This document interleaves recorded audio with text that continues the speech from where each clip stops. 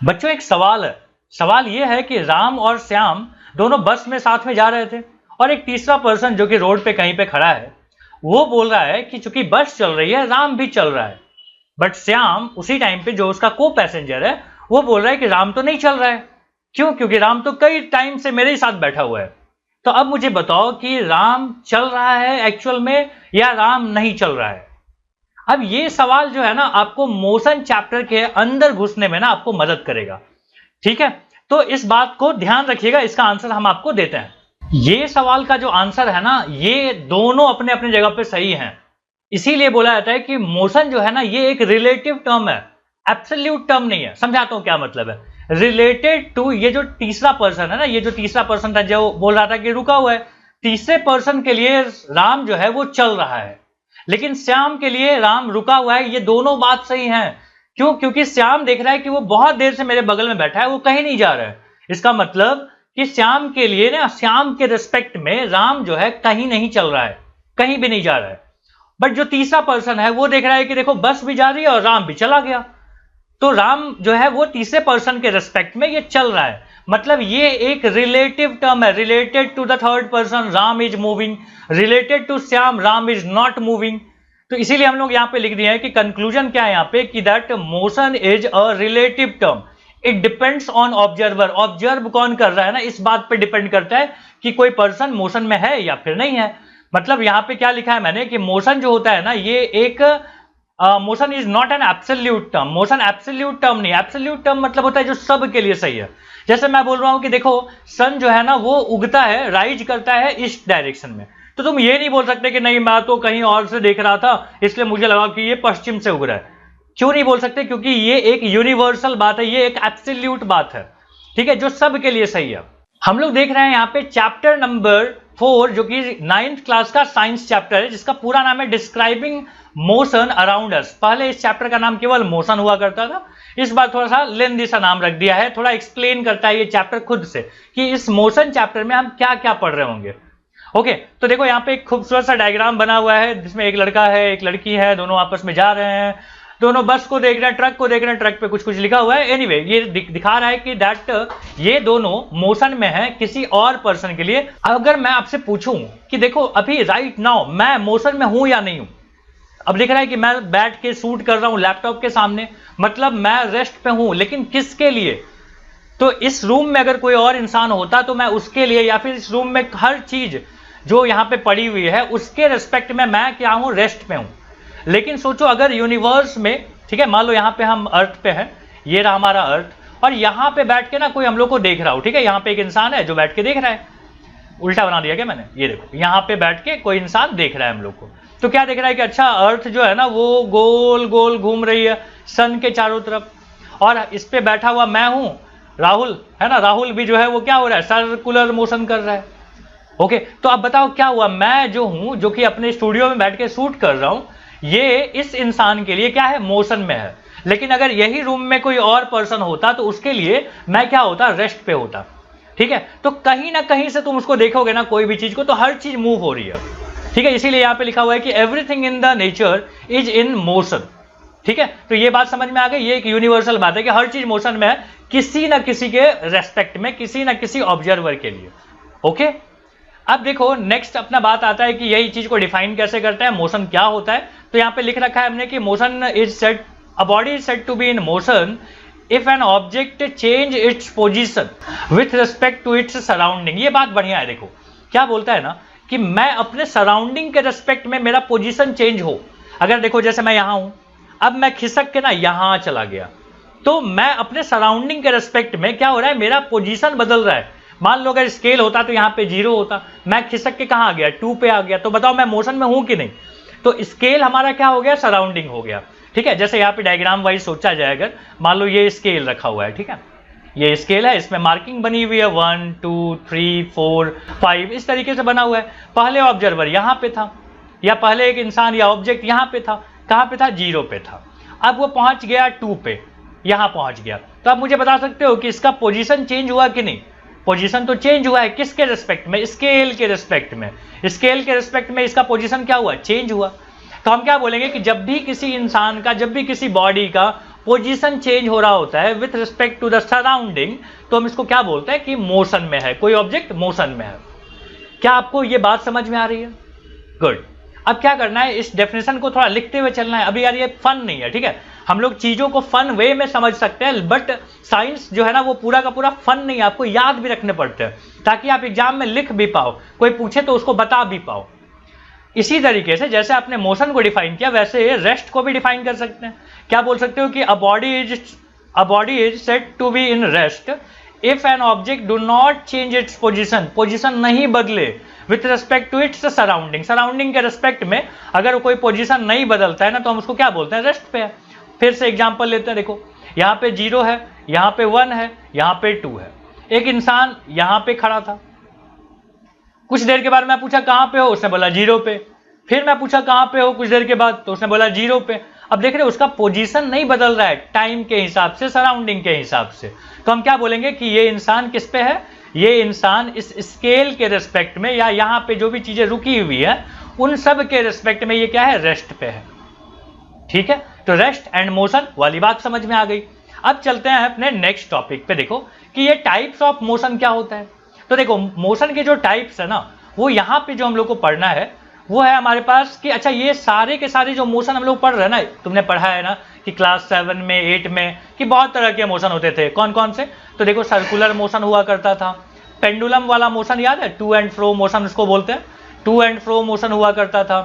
और कैसे होते थे कि स्ट्रेट लाइन में जो मोशन होती थी, ये एक मोशन हम लोग वहां पे पढ़ के आते थे। तो ऐसे बहुत सारे मोशन हो सकते हैं, लेकिन हमको यहाँ पे ना जो चैप्टर के अंदर पढ़ना है वो है motion in a straight line. क्या ये बात समझ में आ गया कि motion in a straight line ही हमको पढ़ना है। 90% टाइम ना हम यही सब चीजों के बारे में बात कर रहे होंगे कि motion in a straight line. अब motion in a straight line को ना यहाँ पे 2 पार्ट में डिवाइड किया गया है, एक तो हो गया यूनिफॉर्म मोशन, एक हो गया नॉन यूनिफॉर्म मोशन। जानते हो यूनिफॉर्म मोशन क्या होता है कि एक बॉडी है जो हमेशा कांस्टेंट स्पीड से चल रही है, हर बार उसकी स्पीड कितनी है, 60 किलोमीटर पर आवर। ठीक है, प्रैक्टिकल नहीं है बट है ऐसा, ठीक है, कि एक यूनिफॉर्म मोशन इसी को बोलते हैं कि जब एक बॉडी की स्पीड कभी भी नहीं बदल रही और डायरेक्शन भी नहीं बदल रहा है, सीधी लाइन में चल रहा है। तो यहाँ पे यूनिफॉर्म मोशन के बारे में मुझे क्या बोलना चाहिए कि स्पीड क्या होनी चाहिए, constant plus in a straight line, in a straight line में चलना चाहिए, मतलब डायरेक्शन नहीं चेंज होनी चाहिए। तो वैसे मोशन को क्या बोला जाता है, यूनिफॉर्म मोशन। बात समझ में आ गई। नॉन यूनिफॉर्म मोशन जानते हो क्या होता है कि एक बॉडी है जिसकी स्पीड जो है ना कांस्टेंट नहीं है, कभी बढ़ जा रहा है कभी घट जा रहा है, और डायरेक्शन भी कभी कभी चेंज हो जा रही है, जो कि प्रैक्टिकल है। ऐसे ही तो चलते हैं हम रास्ते में, कभी स्पीड कम करना पड़ता है, कभी स्पीड को ज्यादा करना पड़ता है। रास्ते में मान लो कुछ आ गया, रोड पे आ गया है ना, ट्रैफिक बढ़ गई, कोई बच्चा वहां से क्रॉस कर रहा है, गाय आ जा रही है, तो ऐसे में हम क्या बोलते हैं, ऐसा कौन सा मोशन हम रोड पे कर रहे होते हैं, मतलब प्रैक्टिकली क्या कर रहे होते हैं, तो प्रैक्टिकली हम नॉन यूनिफॉर्म मोशन कर रहे होते हैं। तो फिर एक सवाल उठता है कि फिर यूनिफॉर्म मोशन पढ़ते क्यों है जब ये प्रैक्टिकल ही नहीं है। तो याद है आपको फर्स्ट चैप्टर में जो कि बताया गया था कि देखो जो नेचर में जो फेनोमिना हो रहा है ना, ये बहुत कॉम्प्लेक्स होता है। अब इस कॉम्प्लेक्सिटी से बचने के लिए ना, हम चीजों को समझने के लिए पहले उसका बहुत सिंपल मॉडल समझते हैं। तो सबसे सिंपल मॉडल क्या होता है कि यूनिफॉर्म मोशन को पहले समझें। यहां तक बात समझ में आ गई। स्पीड के कांस्टेंट होने का ना एक और तरीका होता है इसको बताने का कि a body cover equal distances in equal interval of time. ये समझना क्या होता है। जैसे क्या हुआ देखो कि मान लो एक स्ट्रेट रोड है, आप ना 0 से स्टार्ट किए, 0 से 1 किलोमीटर गए, ऐसा करने में आपको क्या लगा, मान लो 5 मिनट लगा। फिर से क्या हुआ, अगले 5 मिनट में फिर तुम 1 किलोमीटर और आगे चले गए, अब की बार कहां पहुंच गए, 2 किलोमीटर चले गए, फिर 3 किलोमीटर गए, अब की बार फिर से 5 मिनट लगा है आपको यहां से यहां तक जाने में। तो देख रहे हो कि इक्वल इंटरवल ऑफ टाइम में, सेम इंटरवल ऑफ टाइम में तुमने कितना कितना दूरी तय किया। देखो इन दोनों के बीच में कितनी दूरी होती है, 1 किलोमीटर। फिर 2 से 1 मतलब 1 से 2 जाने में कितना किलोमीटर हुआ था, 1 ही किलोमीटर हुआ था। 0 से 1 जाने में कितना हुआ था, 1 ही किलोमीटर तुमने चला है। तो आप देख पा रहे हो कि इक्वल इंटरवल ऑफ टाइम में मतलब हर एक 5-5 मिनट में तुम क्या करते हो, 1-1 किलोमीटर चले जाते हो। तो इसी को हम बोल सकते हैं कि a body cover equal distance in equal interval of time. अब तुम ध्यान देना यहाँ पे कि अगर ऐसा चल रहा है कि हर एक इक्वल टाइम में इक्वल दूरी चले जाते हो, मतलब आपकी स्पीड ना तो बढ़ रही है ना तो घट रही है। अगर बढ़ रही होती है तो क्या होता, अगले 1 किलोमीटर चलने में कम ही समय लगता, बट ऐसा हुआ नहीं, हर 1 किलोमीटर जाने में 5 मिनट लग रहा है। मतलब आपकी स्पीड क्या है, सोच के देखो, कांस्टेंट स्पीड है। तो कांस्टेंट स्पीड को बोलने का एक और तरीका क्या होता है जो बुक में लिखा होता है कि a body cover equal distances in equal interval of time in a straight line. Sidhi line में करना है क्योंकि सीधी लाइन बोलना बहुत जरूरी है। तो इसी को क्या बोला जाता है? Uniform motion. नॉन यूनिफॉर्म में क्या बोलेंगे? A body cover unequal distances in equal interval of time. ये बात क्या है इसको भी समझ लो। बोलता है कि सर देखो हर एक 5-5 मिनट में ना मैं घड़ी टाइम चेक कर रहा हूं कि हर एक 5-5 मिनट में क्या हो रहा है, कितना किलोमीटर जा रहा है कोई। तो क्या हुआ यहाँ पे देखो, हर एक 5-5 मिनट का स्लॉट बना लिया। स्टार्टिंग के 5 मिनट में वो 2 किलोमीटर चला गया, अगले 5 मिनट में मान लो 3 ही तक पहुंचा, मतलब 1 ही किलोमीटर चला यहां तक में। अगले फिर 5 मिनट में क्या हुआ, तो इसने यहाँ पे पहुंच गया 8 किलोमीटर पे, मतलब 3 से 8 5 किलोमीटर चला गया। तो तुम देख पा रहे हो हर एक इक्वल इंटरवल ऑफ टाइम में ना उसकी दूरी जो है वो इक्वल नहीं है, हर बार अलग अलग हो जा रहा है। तो अनइक्वल डिस्टेंस कवर हो रहा है इक्वल इंटरवल ऑफ टाइम में। ठीक है, तो यही यहाँ पे लिखा हुआ था कि a body cover unequal distances in equal interval of time. इसका मतलब क्या हुआ कि that speed is not constant, speed बढ़ रहा है घट रहा है, ये सब चीजें हो रही है इन अ स्ट्रेट लाइन। चूंकि हम स्ट्रेट लाइन में ही सारा मोशन को पढ़ रहे हैं, तो बोलता है कि इन सीधी लाइन में अगर ये सब चीजें हो रही है तो आप इसको क्या बोलोगे? आप इसको बोलोगे नॉन यूनिफॉर्म मोशन। क्या ये बात समझ में आ गई? स्पीड कांस्टेंट, स्पीड नहीं कांस्टेंट।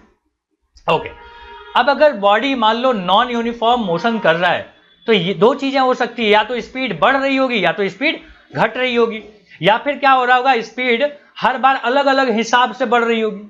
ठीक है, तो एक होता है यूनिफॉर्मली एक्सेलरेटेड जिसमें एक्सेलरेशन कांस्टेंट हो। एक्सेलरेशन कांस्टेंट को थोड़ा अच्छे से समझना क्या हुआ। बोलता है कि हर बार स्पीड जो बढ़ रही है ना वो प्रोग्रेसिव है, मतलब इक्वल इंटरवल ऑफ टाइम में इक्वल वेलोसिटी में बदलाव हुआ है। फिर से क्या बोला मैंने, देखो समझो क्या हुआ यहां पे कि मान लो मैंने लिया यहां पे कि 5 मिनट।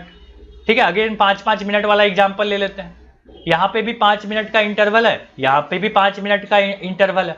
मैंने चेक किया स्पीडोमीटर, इसकी स्पीड कितनी थी? इसकी स्पीड थी 5 किलोमीटर पर आवर।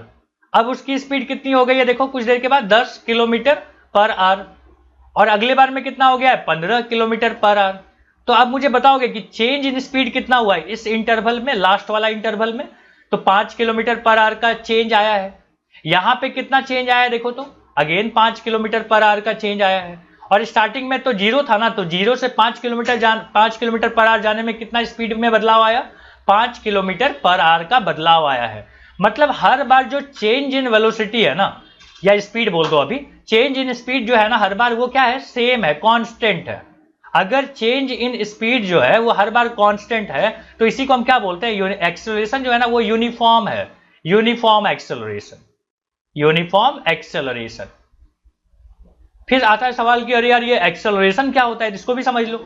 एक्सेलरेशन मतलब होता है change in speed upon change in time. इसको तुम बोल सकते हो change in velocity and change in time भी। ठीक है, अब स्पीड और वेलोसिटी क्या होती है इसको समझाता हूं आगे। ठीक है, तो इसमें हम दोनों बातें बोल सकते हैं कि स्पीड का चेंज बाई टाइम या फिर वेलोसिटी का चेंज अपॉन टाइम। तो ये तो हो गया एक्सेलरेशन, और यहां पे एक्सेलरेशन क्या है? हर बार यूनिफॉर्म है, कांस्टेंट है। ठीक है, तो इसको हम क्या बोलते हैं? Constant uniformly accelerated motion. कब होता है यूनिफॉर्मली एक्सेलरेटेड मोशन? जब ए की वैल्यू कांस्टेंट हो जाए। ठीक है, यही सब यहां पे मैंने इस डायग्राम में भी लिखा हुआ है। तो चलो डायग्राम पे चलते हैं, एक एक करके समझते हैं। अब देखो अगला क्या बोला है कि अगर एक्सेलरेशन कांस्टेंट ना हो, मतलब हर बार ना अलग अलग स्पीड बढ़ रही है। ठीक है, कभी 5 मिनट के अंदर देखोगे तो 20 मीटर पर सेकंड की स्पीड बढ़ गई है, कभी देख रहे हो कि भाई 1 ही मीटर पर सेकंड की स्पीड से बढ़ा है।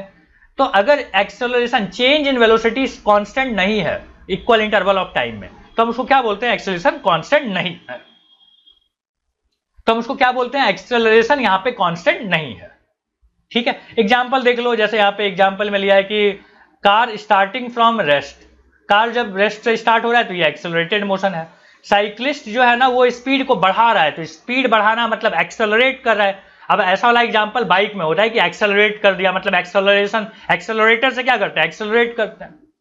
कार इन हेवी ट्रैफिक, अगर हेवी ट्रैफिक में कार आ गया तो क्या हो गया? रोकना पड़ जाएगा, स्लो डाउन करना पड़ गया, ये भी एक्सेलरेशन है। लेकिन ये सब किसके एग्जांपल है? देखो नॉन यूनिफॉर्म एक्सेलरेटेड मोशन के। ठीक है, कि आप स्पीड अचानक ज्यादा कर देते हो कहीं पे, अचानक कहीं पे बहुत कम कर देते हो, तो ये क्या है? यूनिफॉर्मली एक्सेलरेटेड नहीं है। तो ये वाला एग्जांपल किसके हो गए? देखो ये हो गया नॉन यूनिफॉर्मली एक्सेलरेटेड के। अब देखो यूनिफॉर्म मोशन में ना हमको 3 फॉर्मूले पढ़ने, डिराइव करेंगे अपन उसको। ये 3 फॉर्मूले जानते हो कैसे होते हैं? मैं यहां लिख के बताता हूं। देखो यूनिफॉर्म जो मोशन है ना, इसके अंदर एक ही फॉर्मूला यूज होता है। कौन सा? जो तुम बचपन से पढ़ते आ रहे हो। कौन सा है वो? Distance is equal to speed into time. Speed into time, ये यूनिफॉर्म मोशन, एक ही फॉर्मूला बस। क्यों एक ही फॉर्मूला? सिंपल है ना, बताया था मैंने कि हम लोग मॉडल को बहुत सिंपल करके पढ़ना चाहते हैं ताकि हमें समझ में आने लग जाए। बट नॉन यूनिफॉर्म मोशन में भी 2 टाइप थे, याद आया? Uniform motion, non uniform motion में 2 टाइप थे ना। एक था उसमें uniformly accelerated, uniformly accelerated motion. Uniformly accelerated motion में तो 3 फॉर्मूले आते थे। कौन कौन था? v is equal to u plus a t. अच्छा मैं था बोल रहा हूं, ये अभी नहीं। यूनिफॉर्मली एक्सेलरेटेड मोशन में 3 फॉर्मूले आते हैं। ये तीनों फॉर्मूला हम लोग डिराइव करेंगे, फिर समझ जाओगे कि किसका क्या मतलब है। मैं बस लिस्ट कर रहा हूं।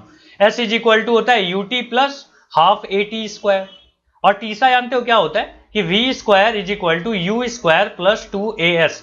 नहीं याद करना है अभी, जब तक मैं समझाऊं नहीं ना तब तक इसको बस खाली लिस्ट करके रख लेनी है। और सेकंड वाला याद है, इसका टाइप क्या था नॉन यूनिफॉर्म में? कि ये था non uniformly accelerated, non uniformly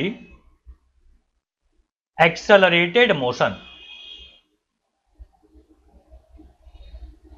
non uniformly accelerated motion ना, ये तुमको क्लास 11th में पढ़ना है, यहां पे नहीं। तो इसके बारे में बात ज्यादा होगी नहीं, बस खाली डेफिनेशन तक था। ठीक है, अब आगे बढ़ते हैं। अब देखो यहाँ पे ना कुछ एग्जांपल, कुछ डायग्राम्स दिए हुए हैं कि motion in a straight line, जैसे ट्रेन जो है वो सीधी लाइन में चल रही होती है। छोटे दूरी के लिए समझना, नहीं तो बाद में तो टर्न ले भी लेगा। अब एक कार है जो स्ट्रेट रोड पे सीधा सीधा चल रहा है, ठीक है, तो इसको भी मान लेंगे कि स्ट्रेट लाइन में चल रहा है। गोली चल रही है, अब देखो बुलेट चल रहा है तो क्या होगा? सीधा सीधा जा रहा होगा, ठीक है, तो इसको भी हम क्या बोलेंगे? Motion in a straight line. एक स्विमर है जो रेस में पार्टिसिपेट कर रहा है, तो वो क्या कर रहा है? वो सीधे सीधे अपने ट्रैक पे चल रहा है, तो इसको भी हम क्या बोलेंगे? Motion in a straight line. मान लो चिड़ियों का आपने झुंड देखा है जो सब सीधे जा रही हैं, तो इसको भी हम क्या बोलते हैं? कि motion in a straight line. तो ऐसे motion in a straight line के आपने खूब सारे एग्जांपल देखा होगा, ठीक है, अपने डे टू डे लाइफ में भी। अब हम लोग थोड़ा मूव करते हैं अपने एक इंपॉर्टेंट टॉपिक की तरफ, जिसका नाम है स्केलर एंड वेक्टर। अब देखो स्केलर क्वांटिटी क्या होती है समझना। बोलता है कि the physical quantity, physical quantity मतलब जो फिजिक्स में ऐसी क्वांटिटी जाती हैं उसको हम बोलते हैं physical quantity, which can be specified by just their numerical value are called scalar. ये जो न्यूमेरिकल वैल्यू बोलता है ना, इसको हम बोलते हैं मैग्नीट्यूड। इसको क्या बोलते हैं? मैग्नीट्यूड। तो स्केलर क्वांटिटी में क्या होता है? केवल न्यूमेरिकल वैल्यू होती है, मतलब केवल मैग्नीट्यूड होता है। जैसे एग्जांपल में देखो, कोई चीज का मास कितना है, मान लो है मास 70 kg, तो आप क्या बोलते हो? 70 kg। कभी नहीं बोलते हो कि डायरेक्शन किधर। तो जब भी डायरेक्शन की बात नहीं होती है हम उसको बोलते हैं स्केलर क्वांटिटी। जैसे कोई तुमसे टाइम पूछ लिया, कितना बजे है, तो 2 बजे। किधर? मतलब कौन से डायरेक्शन में? बोले ये कैसा सवाल है। टेम्परेचर कितना है, तो आपने बोल दिया कि देखो यार अभी टेम्परेचर 45 डिग्री सेल्सियस है, बाहर का गर्मी पड़ रही है ना, तो हम क्या बोलेंगे कि भाई इसमें कोई नहीं पूछ सकता आपसे कि डायरेक्शन किधर है टेम्परेचर का, नहीं बताएंगे, है ना। ये तो कोई मीनिंगलेस बात होती है। बट कहीं कहीं पे ना बड़ी मीनिंगफुल बात होती है डायरेक्शन का, ठीक है। मैं तुमको समझाता हूं, एक बार एक एग्जांपल है कि एक मूवी थी, पता है, धमाल। देखियो धमाल में ना एक बूढ़ा आदमी रहता है जो मर रहा होता है। वो बताता है हीरो को कि देखो डब्लू नाम का जो पेड़ है ना, वहां पे तुमको खजाना मिलेगा, और फिर वो मर जाता है। सब लोग खुश हो जाते हैं कि चलो डब्लू के पास चलते हैं। बट जैसे ही डब्लू के पास पहुंचता है और वहां पे गड्ढा करना होता है 10 मीटर का, तो अब उन लोगों को लगता है यार डब्लू से 10 मीटर की दूरी पे 10 मीटर गड्ढा करना है, तो ऐसे तो पूरा सर्कल बन जाएगा। मतलब कहां कहां गड्ढा करूं, डायरेक्शन तो पता ही नहीं है अपने को। तो समझ में आ रहा है कि अगर डायरेक्शन नहीं दूं तो कितना कॉम्प्लिकेटेड हो जाएगा। अब हम लोग देख रहे हैं कि डिस्टेंस ट्रैवल्ड एंड डिस्प्लेसमेंट, ये क्या चीज होती है। अब देखो डिस्टेंस क्या होता है ना, डिस्टेंस में हम बोलते हैं कि द एक्चुअल, यहां पे देखो क्या लिखा हुआ है कि distance is the total length of the actual path travelled bye an object. एक ऑब्जेक्ट जिसने एक्चुअल में कितना रास्ता तय किया है, कितनी दूरी तय करी है। देखो यहां पे ऐसे घूम घूम के इसने ऐसे ट्रैवल किया, ठीक है, ऐसे। तो यहां इस डायग्राम में देख पा रहे हो ना, तो ये इसका क्या हो गया, ये इसका हो गया एक्चुअल पाथ की लेंथ। तो हम क्या बोल सकते हैं कि the length of the path, लिख देते हैं यहां पे कि द लेंथ ऑफ द तो क्या लिखा मैंने कि the length of the path between 2 points. अब जैसे मान लो कि मैं 2 पॉइंट और अलग से लेता हूं, यहां पे ये रहा, यहां पे मैंने 2 पॉइंट ले लिया, जैसे पॉइंट ए और पॉइंट बी। इन दोनों के बीच में बहुत सारे रास्ते हो सकते हैं। जैसे मान लो ये हो गया अपना पाथ 1, ये हो गया अपना पाथ 2, ये एक हो गया अपना पाथ 3। 3 रास्ते हैं, तीनों की जो लंबाई है ना वो अलग अलग है। Suppose this is 7 kilometre, this is 2 kilometre and this is 15 kilometre. तो कोई पूछा कि what is the length, what is the distance between A and B, तो हम लोग क्या बोलेंगे ना कि भाई ये तो रास्ते पे डिपेंड करता है, तुमने रास्ता कौन सा सेलेक्ट किया है। अगर आप बोलोगे कि रास्ता मैंने सेलेक्ट किया है P3 थर्ड पाथ, तो क्या हो गया टोटल डिस्टेंस 15 किलोमीटर। तो कभी भी ना 2 पॉइंट के बीच में जो डिस्टेंस है ना वो फिक्स नहीं होता, इट डिपेंड्स ऑन पाथ, ठीक है। लेकिन जैसे ही अगर कोई हमसे पूछे कि व्हाट इज डिस्प्लेसमेंट, तो हम क्या करेंगे, दोनों के बीच में एक रस्सी खींच लेंगे, ठीक है, ऐसे। अब रास्ता चाहे हो चाहे नहीं हो, जो ये रस्सी खींच के जो आपने लेंथ निकाला है ना, मतलब 2 पॉइंट के बीच में सबसे छोटी दूरी सीधी लाइन में, इसी को क्या बोला जाता है, डिस्प्लेसमेंट, ठीक है। इसको लिख के भी बता देता हूं, इसको हमने बोल दिया डिस्प्लेसमेंट। तो क्या बोला कि the shortest distance between 2 point in a straight line. ये बात भूलना मत, इन अ स्ट्रेट लाइन बोलना, नहीं तो अगर स्ट्रेट लाइन नहीं बोलोगे ना तो सोचो ये था ही नहीं पहले, तो सबसे छोटा रास्ता तो 2 किलोमीटर है, बट 2 किलोमीटर डिस्प्लेसमेंट थोड़ी है, क्योंकि ये तो सीधा रास्ता ही नहीं है। तो हम क्या बोलेंगे कि 2 पॉइंट के बीच में सबसे छोटी दूरी जो कि सीधी लाइन में हो, इसको क्या बोलते हैं, डिस्प्लेसमेंट। इसको रास्ते से मतलब नहीं है कि सर रास्ता तो बीच से है ही नहीं, तो रास्ता नहीं है तो क्या फर्क पड़ता है, आप तो रस्सी लेके नाप लेते हो, ठीक है। तो डिस्टेंस और डिस्प्लेसमेंट वाली बात आपको समझ में आ गई। चलो मैं लिखवा के भी बता देता हूं। अब डायग्राम पे चलते हैं कि ये रहा अपना डिस्टेंस और डिस्प्लेसमेंट। अब देखो डिस्प्लेसमेंट के लिए क्या किया उसने, अगेन सीधी लाइन यहां पे ले लिया और लिख के भी क्या रखा है उसने, देखो यहां पे कि डिस्प्लेसमेंट क्या होता है कि it is the shortest straight distance, straight line distance from the initial point position to the final position of an object along with the direction. Direction के साथ ही रहेगा ऑब्वियसली, क्योंकि जैसे हम सीधी लाइन खींचेंगे, मान लो ए से बी जाना है, तो हम क्या बोलेंगे, उसका डायरेक्शन ये होगा, क्योंकि सीधी लाइन है। अगर सोचो डायरेक्शन की बात नहीं होती, डिस्टेंस वाला बात होता, तो मैं क्या बोलता कि हम तो इधर गए थे ये डायरेक्शन में, फिर घूमते हुए यहां से यहां पहुंचे हैं, तो ये क्या कहलाता है, ये तो डिस्टेंस कहलाता। लेकिन डिस्प्लेसमेंट क्या हो गया, सीधी लाइन सबसे छोटा रास्ता, सबसे छोटा रास्ता इन अ स्ट्रेट लाइन को ही हम क्या बोलते हैं, डिस्प्लेसमेंट बोलते हैं। अब एक चीज ध्यान रखना कि डिस्प्लेसमेंट जो होता है ना, डिस्प्लेसमेंट ये हमेशा छोटा होता है डिस्टेंस से, लेकिन कभी कभी बराबर भी हो जाता है। ये समझाते हैं बराबर कब होगा, लेकिन हमेशा क्या होगा कि डिस्प्लेसमेंट क्या होगा, छोटा होगा, डिस्टेंस क्या होगा, बड़ा होगा। एक ऐसा सिचुएशन है जिसमें दोनों बराबर होंगे, कब बराबर कब होगा, in a straight line, in a straight line. जब भी सीधी लाइन में बात होगी ना, तो डिस्टेंस और डिस्प्लेसमेंट दोनों सेम ही रहेंगे, ठीक है। यहां तक बात समझ में आ गई डिस्टेंस और डिस्प्लेसमेंट पे। अब कुछ क्वेश्चंस लिया जाए, उससे ज्यादा क्लैरिटी मिलेगी हम लोग को। तो क्वेश्चन देखो पहला क्या है, बोलता है कि a student walk 50 metre east with from his house to the shop, to a shop. तो देखो यहां पे ले लेते हैं हाउस, यहां पे ले लेते हैं शॉप, और ये दूरी कितनी है, ईस्ट डायरेक्शन में। सपोज ये ईस्ट डायरेक्शन हो गया, और इस डायरेक्शन में उसने कितना गया है, 50 मीटर। तो बोलता है फाइंड डिस्टेंस ट्रैवल्ड, सीधी लाइन में गया है इसलिए डिस्टेंस कितना हो जाएगा, देखो 50 किलोमीटर या मीटर था, मीटर था। डिस्प्लेसमेंट, चूंकि सीधी लाइन में डिस्टेंस और डिस्प्लेसमेंट सेम ही होते हैं, इसलिए डिस्प्लेसमेंट भी कितना आ गया, 50 मीटर, जो हम लोग बात कर रहे थे कि आपको पता है डिस्प्लेसमेंट हमेशा छोटा होता है डिस्टेंस से, लेकिन एक ऐसा वक्त आता है जिसमें दोनों बराबर होते हैं, कब, जब वो सीधा सीधा चले, ठीक है। तो अगर उसने डायरेक्शन दे दिया, मतलब यही डायरेक्शन में जाना है, तब तो आप सीधे सीधे जाओगे, क्योंकि जैसे डायरेक्शन चेंज करोगे, जैसे ही मतलब अगर सीधा ना होके थोड़ा टेढ़ा हो जाओगे तो डायरेक्शन बदल जाएगा। तो डायरेक्शन फिक्स रखोगे ना तो हमेशा सीधा ही चलोगे, ठीक है। यहां तक बात समझ में आ गई। क्वेश्चन नंबर 2 पे चलते हैं। देखो क्वेश्चन नंबर 2 क्या बोला हुआ है कि a car moves 120 metre north. 120 metre किधर जाता है, नॉर्थ डायरेक्शन में। मान लो नॉर्थ हम लोग ऊपर दिखा देते हैं, ठीक है, ऐसा। In on a straight road, Sidhi road पे चल रहा है, तो अगेन डिस्टेंस कवर्ड कितना हो जाएगा, 120 मीटर, अभी अभी देखा, और डिस्प्लेसमेंट भी कितना हो जाएगा, 120 मीटर। आसान सवाल, प्रैक्टिस के लिए थोड़ा लिया हूं ताकि आपको डिस्टेंस डिस्प्लेसमेंट की हर छोटी छोटी बात ना पता चल पाए। ये हो गया। क्वेश्चन नंबर 3 पे चलते हैं। अगेन क्या बोला हुआ है कि a boy walk 100 metre east, 100 metre मान लो ये हो गया ईस्ट डायरेक्शन, ठीक है, ये हो गया ईस्ट डायरेक्शन। और क्या बोलता है कि फिर 80 मीटर जाता है वेस्ट डायरेक्शन में, मतलब उल्टा डायरेक्शन में चल गया, देख रहे हो यहाँ पे ये 80 मीटर यहाँ पे चला, इधर क्या हो गया 80 मीटर। तो बोलता है कि what is the distance travelled.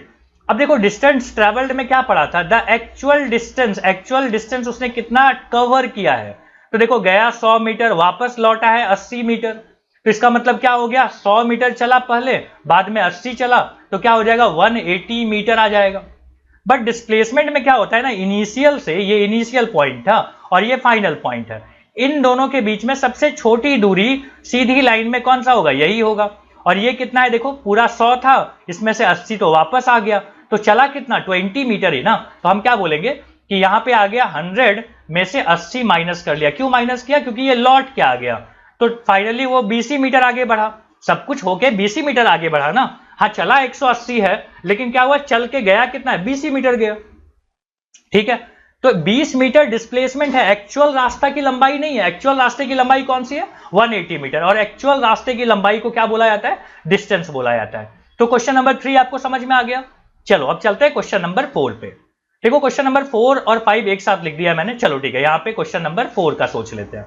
बोलता है कि a person walk 150 metre north, 150 metre मान लो मैंने नॉर्थ ले लिया, अरे ऊपर नहीं गया, ये नॉर्थ ईस्ट का डायरेक्शन ऐसे याद है ना कैसे करते थे।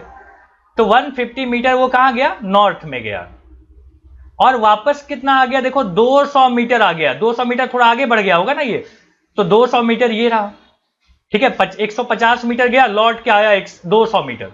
तो अब बताओ कि उसने टोटल डिस्टेंस कितना कवर किया होगा। तो हम बोलेंगे 150 गया था, 200 मीटर वापस लौट के आया है, मतलब 350 मीटर चला उसने। डिस्प्लेसमेंट कितना हुआ बताओ, डिस्प्लेसमेंट इनिशियल ये था, फाइनल यहां पहुंचा, तो इन दोनों के बीच में दूरी कितनी आ गई देखो, ये पूरा 200 था, 200 में से 150 चला गया, 200 में से 150 चला गया, तो कितना बचा 50 मीटर। लेकिन किधर, 50 मीटर डाउनवर्ड, डाउनवर्ड को क्या बोले थे याद है ना, इधर नॉर्थ था तो इधर क्या था साउथ था, तो हम क्या बोलेंगे कि 50 metre toward south, toward south, ठीक है। तो देखो डिस्प्लेसमेंट जो है वो वेक्टर क्वांटिटी है, वेक्टर में डायरेक्शन मैग्नीट्यूड दोनों होते हैं, है ना, तो उसको हम क्या बोलेंगे कि डायरेक्शन क्या हो गया साउथ डायरेक्शन, और इसका मैग्नीट्यूड कितना हो गया 50 मीटर। क्लियर है यहां तक। अब चलो क्वेश्चन नंबर 5 यहां पे सॉल्व करता हूं। क्वेश्चन नंबर 5 क्या बोलता है ना कि देखो एक साइकिलिस्ट है जो राइड करता है 300 मीटर ईस्ट, ये मान लो ईस्ट डायरेक्शन है, कितना गया वो 300 मीटर, देन 400 मीटर ईस्ट, वापस वो 400 मीटर और ईस्ट डायरेक्शन में चला है, ये रहा 400 मीटर ईस्ट डायरेक्शन में वापस। बोलता है कितना डिस्टेंस उसने ट्रैवल किया, डिस्टेंस तो हमेशा जोड़ के मिलता है भाई साहब, तो 300 और प्लस यहाँ पे क्या आ गया 400, तो ये कितना हो गया 700।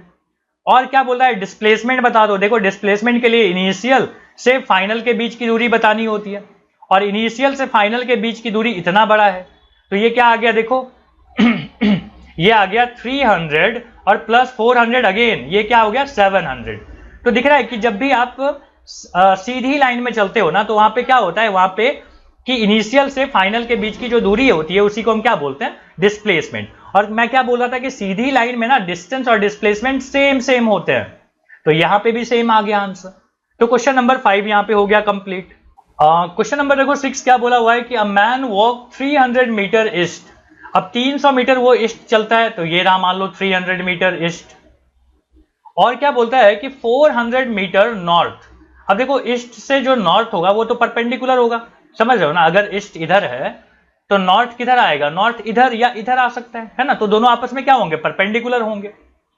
अरे समझते हो ना, देखो या इधर होता है ईस्ट, इधर होता है वेस्ट, इधर नॉर्थ और इधर साउथ, ठीक है। तो मैं यही लिया हूं कि देखो ईस्ट गया पहले इधर और उसके बाद किधर चला गया ऊपर, नॉर्थ मतलब ऊपर की तरफ, ओके। अब बोलता है कि what is the distance travelled, अब यहां पे ये कितना था नॉर्थ की तरफ कितना गया है 400 मीटर, तो डिस्टेंस में ना कुछ नहीं करना होता है, सीधा जोड़ देना होता है सारी दूरी को, मतलब यहां पे 300 आ गया, यहां पे 400 और ये कितना आ जाएगा आंसर 700 मीटर। लेकिन जैसे डिस्प्लेसमेंट की बात करोगे ना, तो डिस्प्लेसमेंट में इनिशियल से लेके फाइनल पोजीशन के बीच में एक सीधी लाइन खींचनी होती है अपने को, तो ये रहा वो सीधी लाइन, ठीक है, ये रहा।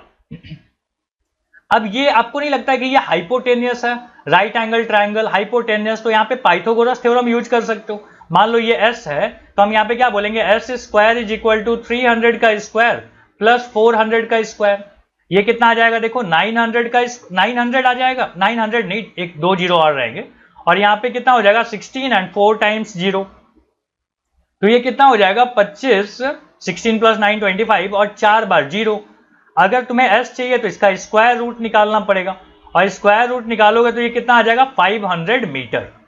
ओके, तो कैलकुलेट कर लिया, देख रहे हो 4 जीरो है ना, तो 2 जीरो बाहर निकल गए होंगे, 25 का रूट क्या होता है 5, तो ये कितने बन गए होंगे 500 मीटर। क्या यहां तक बात समझ में आ गई? तो ये हो गया डिस्प्लेसमेंट। तो डिस्प्लेसमेंट को s से लिखते हैं हम लोग, तो s इज इक्वल टू कितना हो गया 500 मीटर। क्या ये बात समझ में आ गई क्वेश्चन नंबर 6? चलो अब ना क्वेश्चन नंबर 7 करते हैं। देखो क्वेश्चन नंबर 7 क्या बोला हुआ है कि a girl walk 600 metre south. South किधर होता था याद है, नीचे की तरफ हम लोग बनाते थे, तो ये हो गया कितना 600 मीटर टुवर्ड साउथ। और क्या बोलता है कि 800 मीटर टुवर्ड ईस्ट, तो ये हो गया 800 मीटर टुवर्ड ईस्ट। तो बोलता है व्हाट इज डिस्टेंस, डिस्टेंस के लिए क्या करते थे, हर बार जोड़ देते थे हम लोग, तो क्या हो जाएगा 600 प्लस 800 कितना आ गया 1400 मीटर। लेकिन डिस्प्लेसमेंट देखो कैसे मिलेगा, डिस्प्लेसमेंट यहां पे लिख देता हूं। डिस्प्लेसमेंट के लिए हमको यहां पे एक इनिशियल से फाइनल तक एक सीधी लाइन खींचनी होगी, ये इनिशियल था ये फाइनल है, तो देखो ये हो गया सीधा लाइन, सीधा बना नहीं लेकिन ये रहा सीधा लाइन, ठीक है।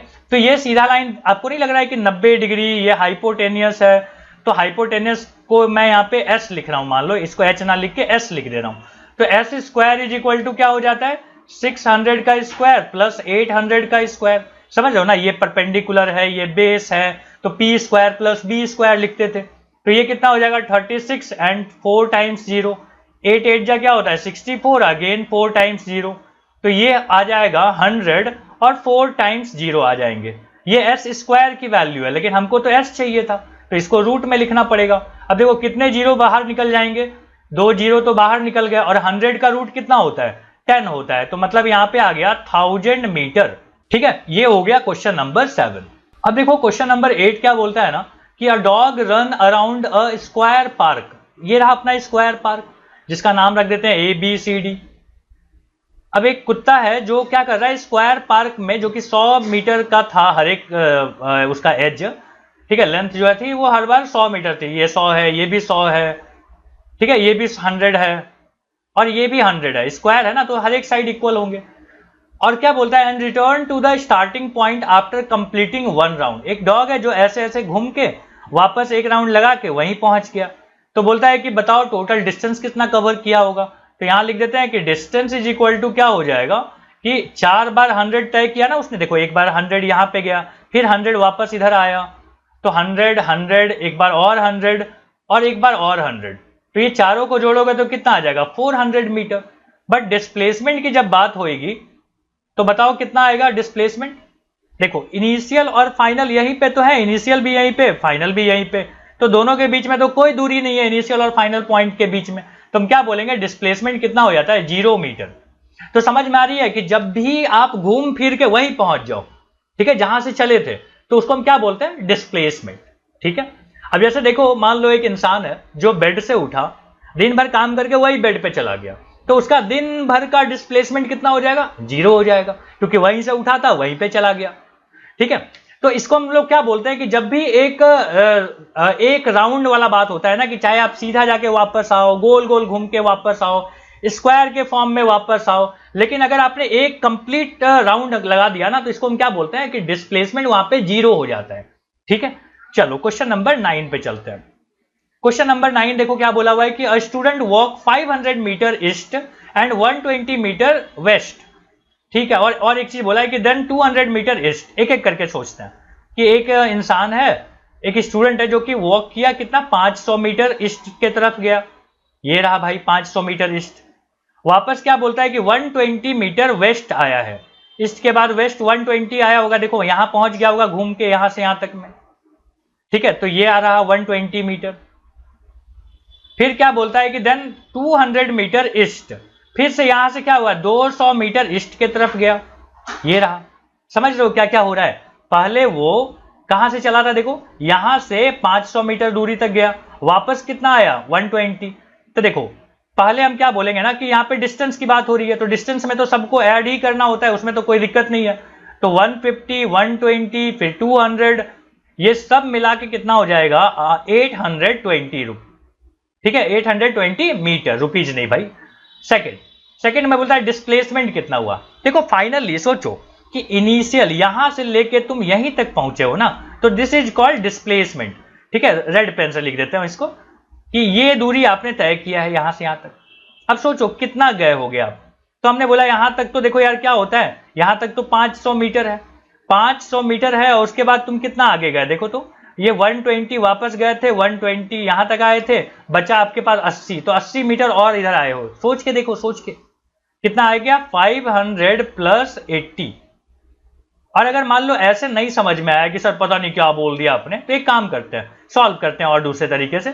जैसे दूसरा तरीका क्या बोल रहा हूं ना कि आप ऐसे लिख लेना कि पहले देखो पॉजिटिव डायरेक्शन में आप इधर जाना को मान लो पॉजिटिव लेते हैं, तो वापस इधर आना को क्या बोल देना निगेटिव। तो देखो पहले क्या हुआ, और करके लिख रहा हूं कि पहले तुम 500 पॉजिटिव गए थे, फिर क्या हुआ देखो, फिर तुम वापस आए हो कितना नेगेटिव में 120, और वापस कितना गए पॉजिटिव में 200। तो इन सबको तुम अगर जोड़ो तो ये होता है 700 माइनस 120, ये कितना आएगा 580 मीटर। तो अगर आपको लॉजिकली नहीं समझ में आता तो आप क्या करो, न्यूमेरिकली इसको सॉल्व कर लो।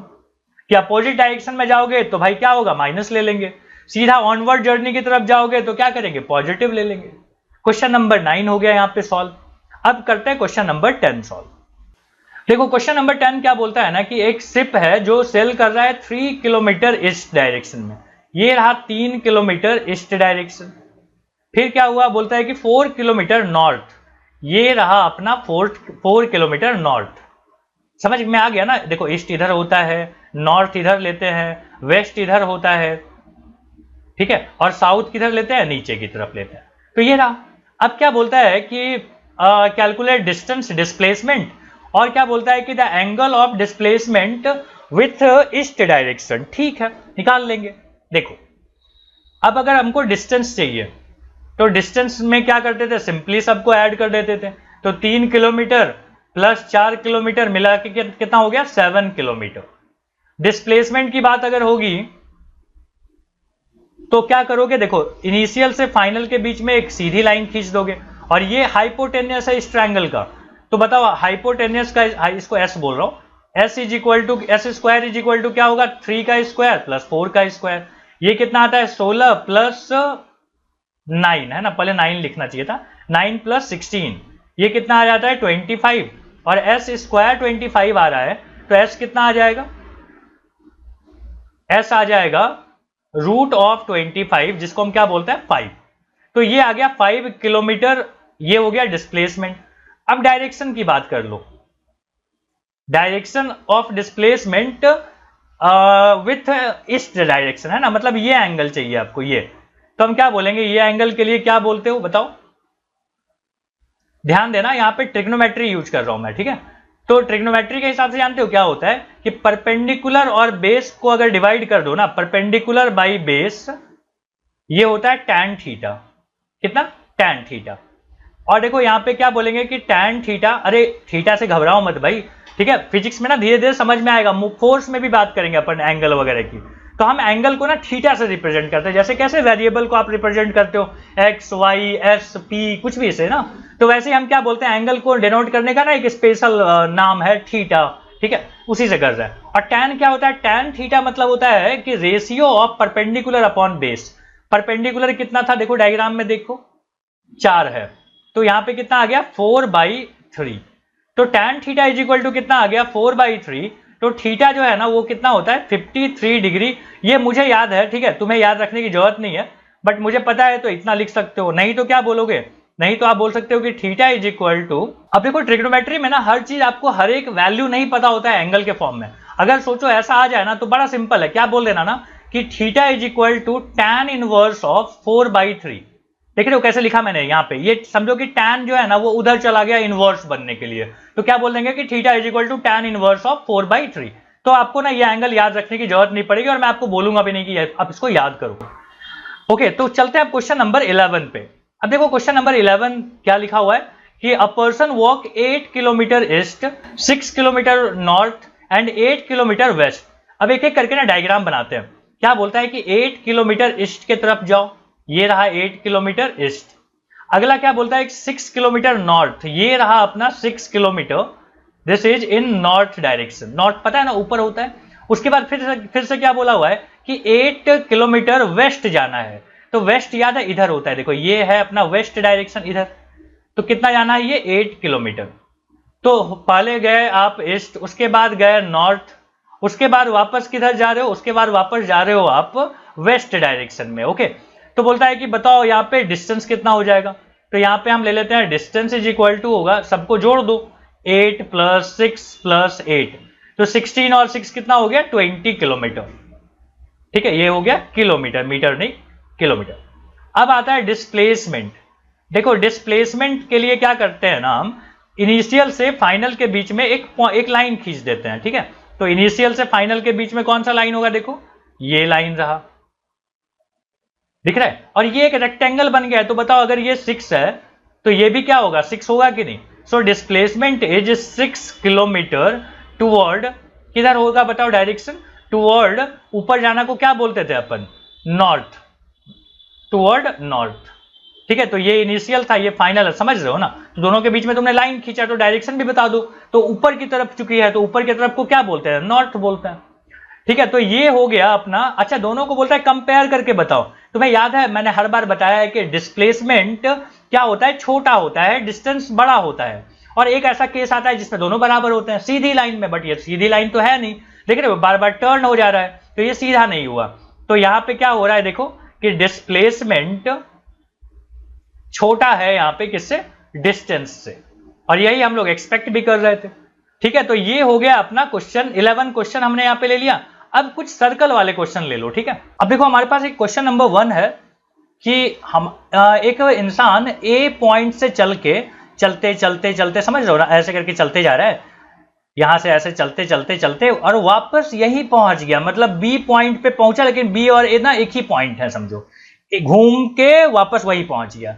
तो बोलता है कि what is find distance and displacement, find distance and displacement. ठीक है, तो ये कैलकुलेट करनी है। अब क्या करें देखो, तो इसका मान लो रेडियस भी आपको दे रखा था उसने कि ये r है, तो आपको पता है ना कि ये घूम के पूरा गया है, मतलब इसका डिस्टेंस जो है वो पेरीमीटर ही है। डिस्टेंस क्या हो जाएगा, distance is the perimeter of the circle, perimeter of circle. और सर्कल का पेरीमीटर कितना होता है 2πr, तो इसका डिस्टेंस भी कितना हो गया 2πr। डिस्टेंस समझते हो ना, एक्चुअल लेंथ, एक्चुअल पाथ। देखो एक्चुअल पाथ तो गोला गोला है, गोला मतलब बाउंड्री वाला बात, तो बाउंड्री के लिए हम क्या करते हैं, हम यहां पे निकालते हैं पेरीमीटर। तो ये तो समझ में आ गया। अब डिस्प्लेसमेंट कितना होगा सोच के बताओ। देखो जब भी आप घूम फिर के वहीं पहुंच जाते हो, ठीक है, तो दोनों पॉइंट के बीच में तो कोई दूरी ही नहीं है, तो इनिशियल और फाइनल पॉइंट के बीच में कोई दूरी नहीं है, दोनों एक दूसरे को ऊपर ओवरलैप कर रहे हैं, तो हम क्या बोल सकते हैं कि डिस्प्लेसमेंट इज 0। क्या ये बात समझ में आ गई। अब ना चलते हैं एक सेकंड क्वेश्चन लेते हैं, यही सर्कल वाला ही, कि मान लो मेरे पास एक सर्कल है, ये रहा सर्कल, और तुम यहां से चल के ए पॉइंट से चल के सीधा बी तक पहुंचे हैं, ये डायमीटर वाला लाइन है, ठीक है, ऐसे, तो सीधा तुम यहां बी पहुंच गए, ठीक है, बी यहां पे है।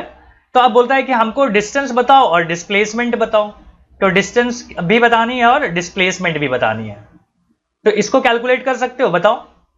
देखो इस बार जो चल के गए हो ना, ये रास्ता है, ऐसे करके चल के गए थे, ठीक है, यहां तक बी तक पहुंचे हैं, तो इस बार तो आधा सर्कल तय किया आपने, तो डिस्टेंस की जगह पे मैं क्या बोलूंगा, half of the perimeter of circle. Circle का पूरा पेरीमीटर नहीं है, आधा है इस बार, तो हम क्या बोलेंगे, हाफ इंटू 2πr, तो 2 और 2 कट जाएंगे, तो यहां पे क्या बचेगा πr। अगर मान लो डिस्प्लेसमेंट की बात करता है तो क्या बोलोगे, देखो इनिशियल और फाइनल पॉइंट के बीच में जो सीधी लाइन दिख रही है आपको, ये जो सीधी लाइन है ना, इधर से गया भले नहीं है, लेकिन सीधी लाइन अगर हम खींचेंगे तो ये क्या होगा, ये डायमीटर होगा, और डायमीटर मतलब कितना होता है, तो 2r है ना, तो ये हो गया इसका डिस्प्लेसमेंट और ये हो गया इसका डिस्टेंस। अब मान लो एक क्वार्टर सर्कल लेता है, तो जैसे एक सवाल ये ले लेते हैं, मान लो ये सर्कल है, ठीक है। तो क्वेश्चन नंबर 3, इस बार एक इंसान ए पॉइंट से चल के बी पॉइंट तक पहुंचा है और ये कैसा है, तो देखो अगर मैं दोनों रेडियस को ड्रॉ करूं ना तो बीच में 90 डिग्री है, तभी ना क्वाड्रेंट वाला बात होगा। तो यहां पे भी हमको क्या निकालनी है, डिस्टेंस निकालना है और डिस्प्लेसमेंट निकालनी है, डिस्प्लेसमेंट।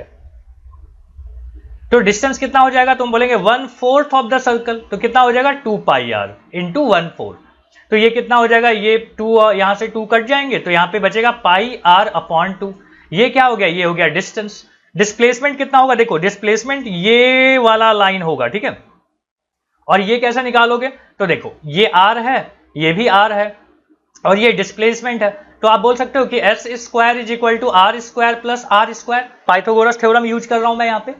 तो ये कितना हो जाएगा 2r स्क्वायर, और s अगर यहाँ पे अकेला छोड़ो, स्क्वायर को उधर लेके जाओगे तो स्क्वायर रूट बन जाता है।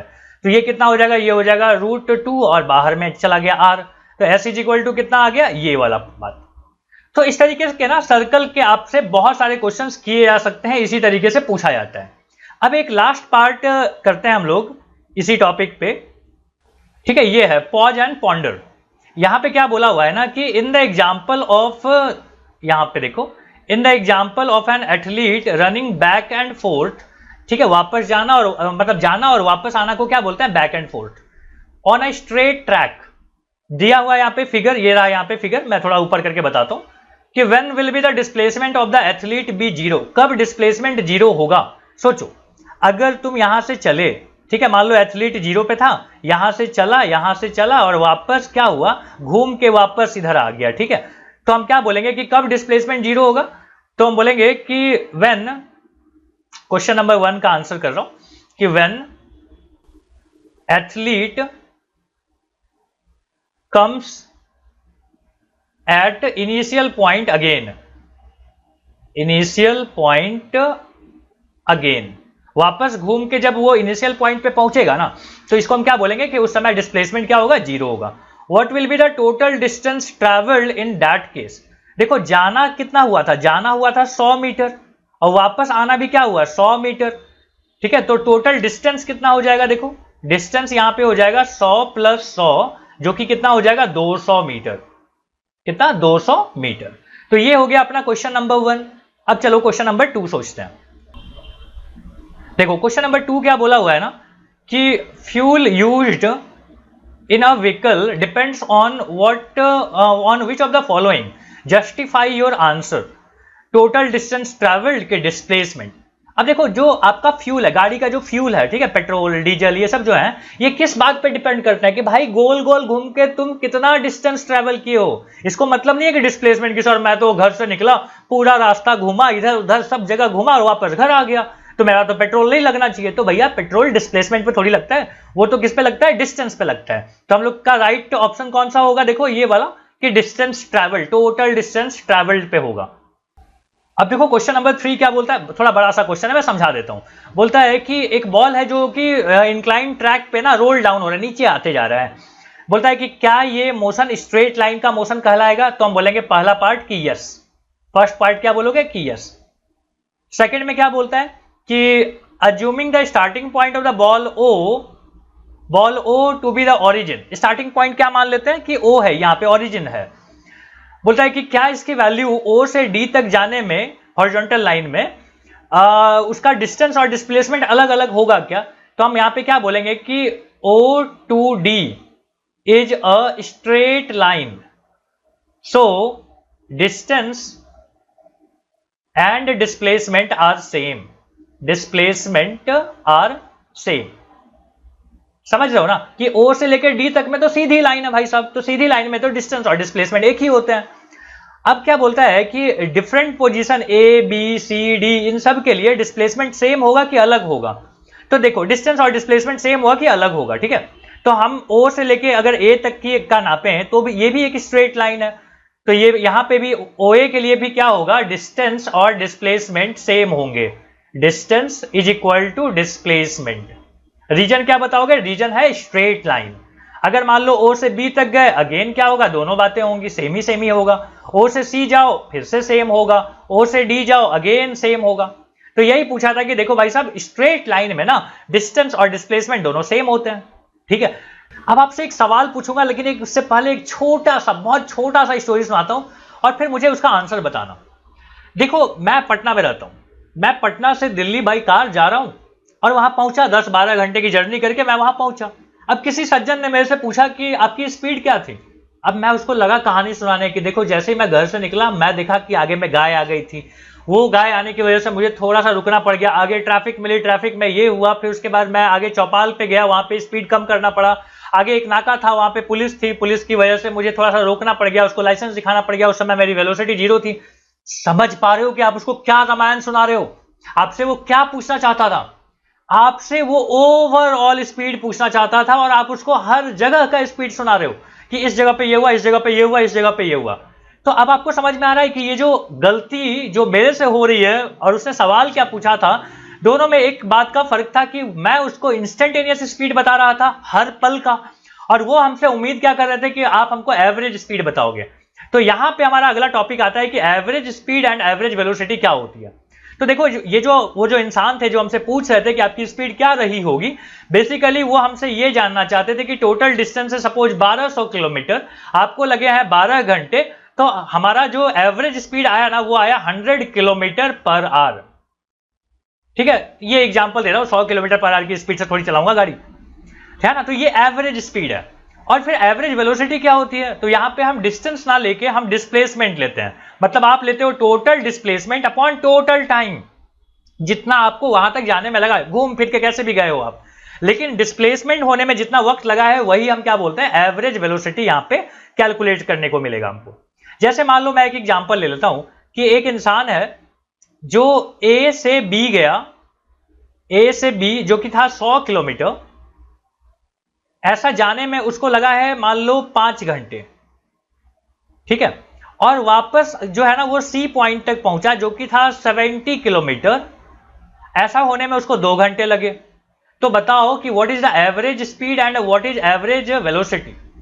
तो एवरेज स्पीड के लिए आप क्या करोगे, आप टोटल डिस्टेंस निकाल लोगे। बताओ टोटल डिस्टेंस कितना हो गया, 100 जाना और 70 वापस आना, मतलब हो गया 170, जोड़ दिया मैंने। और टाइम कितना लगा ऐसा होने में, 5 + 2 7 घंटे, ठीक है। तो यहां पे अगर आप डेसिमल में कैलकुलेट करोगे कितना आ जाएगा, 7 × 14, बचा 3, 7 × 4 = 28, बचा 2, फिर 7 × 2 = 14, ठीक है। 24.2 किलोमीटर पर आवर ये क्या थी, आपकी एवरेज स्पीड थी। अब अगर मैं बात करूं कि एवरेज वेलोसिटी की, तो ये कितना हो जाएगा, एवरेज वेलोसिटी हो जाएगी, देखो डिस्प्लेसमेंट कितना हुआ, यहां से यहीं तक हुआ ना, ए से सी तक हुआ, ठीक है। पेन चेंज करके बताऊं, देखो आप कहां तक फाइनली यहां से लेके यहीं तक तो पहुंचे हो, तो ए से बी सी के बीच की जो डिस्प्लेसमेंट है ना, वो कितना हो जाएगा, 100 - 70 करोगे और डिवाइडेड बाय टाइम, तो वही 7 घंटे लगे हैं। तो आप क्या बोलोगे, 30/7। तो ये कितना आ गया, 7 × 4 = 28, और यहां पे 2 बचा, तो अगेन 2 किलोमीटर पर आवर। तो एक चीज यहां पे हमेशा गौर करना कि एवरेज स्पीड जो होती है ना, वो हमेशा बड़ी होती है। एवरेज स्पीड हमेशा बड़ी या फिर बराबर हो सकती है एवरेज वेलोसिटी का, ठीक है। तो एवरेज स्पीड और एवरेज वेलोसिटी में क्या रिलेशन है, ये समझ में आ गया आपको कि एवरेज स्पीड हमेशा बड़ी होगी एवरेज वेलोसिटी से। एक ऐसा सिचुएशन आएगा जिसमें दोनों सेम होंगे, वो होगा in a straight line. Equal कब आएगा, तो हम बोलेंगे इन अ स्ट्रेट लाइन। क्यों ऐसा होगा, क्योंकि स्ट्रेट लाइन में ना डिस्टेंस और डिस्प्लेसमेंट दोनों सेम हो जाते हैं। तो जब दोनों की वैल्यू ही सेम हो गई तो कैलकुलेशन के बाद भी तो आंसर सेम ही आएगा ना। इस वजह से एवरेज स्पीड और एवरेज वेलोसिटी सीधी लाइन में ना सेम हो जाती है। यहां तक क्लियर है। अब देखो कॉन्सेप्ट ऑफ रिलेटिव वेलोसिटी क्या होती है ना, इसको समझाता हूं कि मान लो कि एक रोड पे दोनों साइड से अलग अलग डायरेक्शन में गाड़ियां आ रही है, ठीक है, ये रहा, दोनों अपोजिट डायरेक्शन में आ रही हैं। तो इस टाइम पे ना यहाँ पे अगर आप बैठे हो, थोड़ा इमेजिन करना यार कि अगर यहाँ पे बैठे हो ना, तो तुमको लगता है कि सामने वाले की स्पीड बड़ी तेजी से ऐसे क्रॉस हुई है। कभी ऐसा गौर किया है कि मान लो तुम ट्रेन में बैठे हो, खिड़की के साइड आराम से बैठ के देख रहे हो, और अचानक दूसरे ट्रैक पे अपोजिट डायरेक्शन में बड़ी तेजी से गाड़ी जुप से ऐसे पार होती है। तो उस टाइम पे क्या जितनी स्पीड हमको महसूस हुई उस ट्रेन की जो अपोजिट साइड से गुजरा है, क्या सही में उसकी स्पीड उतनी थी? तो आंसर इज नो। आपको क्या स्पीड महसूस हुआ, मैं बताऊं, वो आपको महसूस हुआ है VA + VB, मतलब दोनों गाड़ियों की स्पीड ऐड होके आपको महसूस हुआ है। ये है रिलेटिव वेलोसिटी अगर दोनों अपोजिट डायरेक्शन में है तो। अगर सेम डायरेक्शन में है, अब तुमको फिर से एक इमेजिन करवा रहा हूं कि मान लो बस जा रही है और तुम बाइक से हो, बाइक से ना ओवरटेक कर रहे हो, और बस भी तेजी से चल रही थी, तुम भी बड़ी तेजी से जाके ओवरटेक किए हो। ऐसी सिचुएशन में ना तुमको बहुत टाइम मिलता है कि खिड़की के पास कौन बैठा था, क्या पहना हुआ था, इतना सब कुछ देखने का क्यों टाइम मिला, जबकि स्पीड तो बहुत ज्यादा थी। इसलिए मिला क्योंकि जो रिलेटिव वेलोसिटी है ना तुम्हारी विथ रिस्पेक्ट टू बस, वो va माइनस vb करके है। ठीक है, अब ये क्यों होता है, एक जगह प्लस क्यों हो जाता है, एक जगह माइनस क्यों हो जाता है ना, इसको भी समझाता हूं। देखो, इसकी वेलोसिटी कितनी है, va, इसकी वेलोसिटी चूंकि अपोजिट डायरेक्शन में, इसलिए माइनस vb बोलूंगा मैं। और रिलेटिव वेलोसिटी का कॉन्सेप्ट जानते हो क्या होता है, हमेशा होता है va माइनस vb। ठीक है, हमेशा। तो अब सोचो कि अगर मुझे यहां पे कैलकुलेट करना है, मैं पेन चेंज कर लेता हूं, कि अगर मुझे कैलकुलेट करनी है कि relative velocity of A with respect to B, with respect to B ऐसे लिखा हुआ है कि velocity of A with respect to B कैसे मिलेगा, तो हम बोलेंगे va माइनस vb। अब va कितना है भाई, va तो va ही है, और vb जो है ना वो माइनस vb है। समझ लो, ये b वाले की जो वेलोसिटी है वो माइनस में है। माइनस में क्यों हुआ, क्योंकि अपोजिट डायरेक्शन में है। तो आप बताओ यहां पे क्या आ जाएगा, va प्लस vb आएगा कि नहीं। तो ये हो गया velocity of A with respect to B. अब यहां पे सोचो, ये वाले केस में हम बोल रहे हैं कि मान लो ये ए है और ये बी है, दोनों की वेलोसिटी एक ही डायरेक्शन में, दोनों को पॉजिटिव ले लेंगे, ये va और ये vb। और आपको पता है ना रिलेटिव वेलोसिटी का जो कॉन्सेप्ट होता है ना, वो होता है va माइनस vb। तो बताओ वेलोसिटी ऑफ ए कितना, हम बोलेंगे v ऑफ a, तो v ऑफ a ही है, और b कितना है, तो b भी पॉजिटिव में है, तो हम यहाँ पे vb को vb ही लिखेंगे। तो यहाँ पे अगर आप देखोगे ना, तो यहाँ पे माइनस हो जा रहा है और यहाँ पे प्लस हो जा रहा है। तो आप इसको याद रखने के लिए ये बात याद रख सकते हो कि अगर अपोजिट डायरेक्शन में ऐसे आ रहा है तो क्या हुआ, तो दोनों पॉजिटिव हो गए, दोनों ऐड हो गया। ठीक है, और अगर दोनों एक दूसरे को ओवरटेक कर रहा है तो क्या करेंगे, माइनस कर देंगे वेलोसिटी। क्या ये बात समझ में आ गई। अब ना एक छोटा सा क्वेश्चन ले लेते हैं इसी के ऊपर। जैसे मान लो कि मैं बोल रहा हूं कि यहां पे एक गाड़ी है जिसकी स्पीड थी 60 किलोमीटर पर आवर। ठीक है, एक काम करो, इसको 54 ले लो। ठीक है, कन्वर्ट करना है ना इसलिए।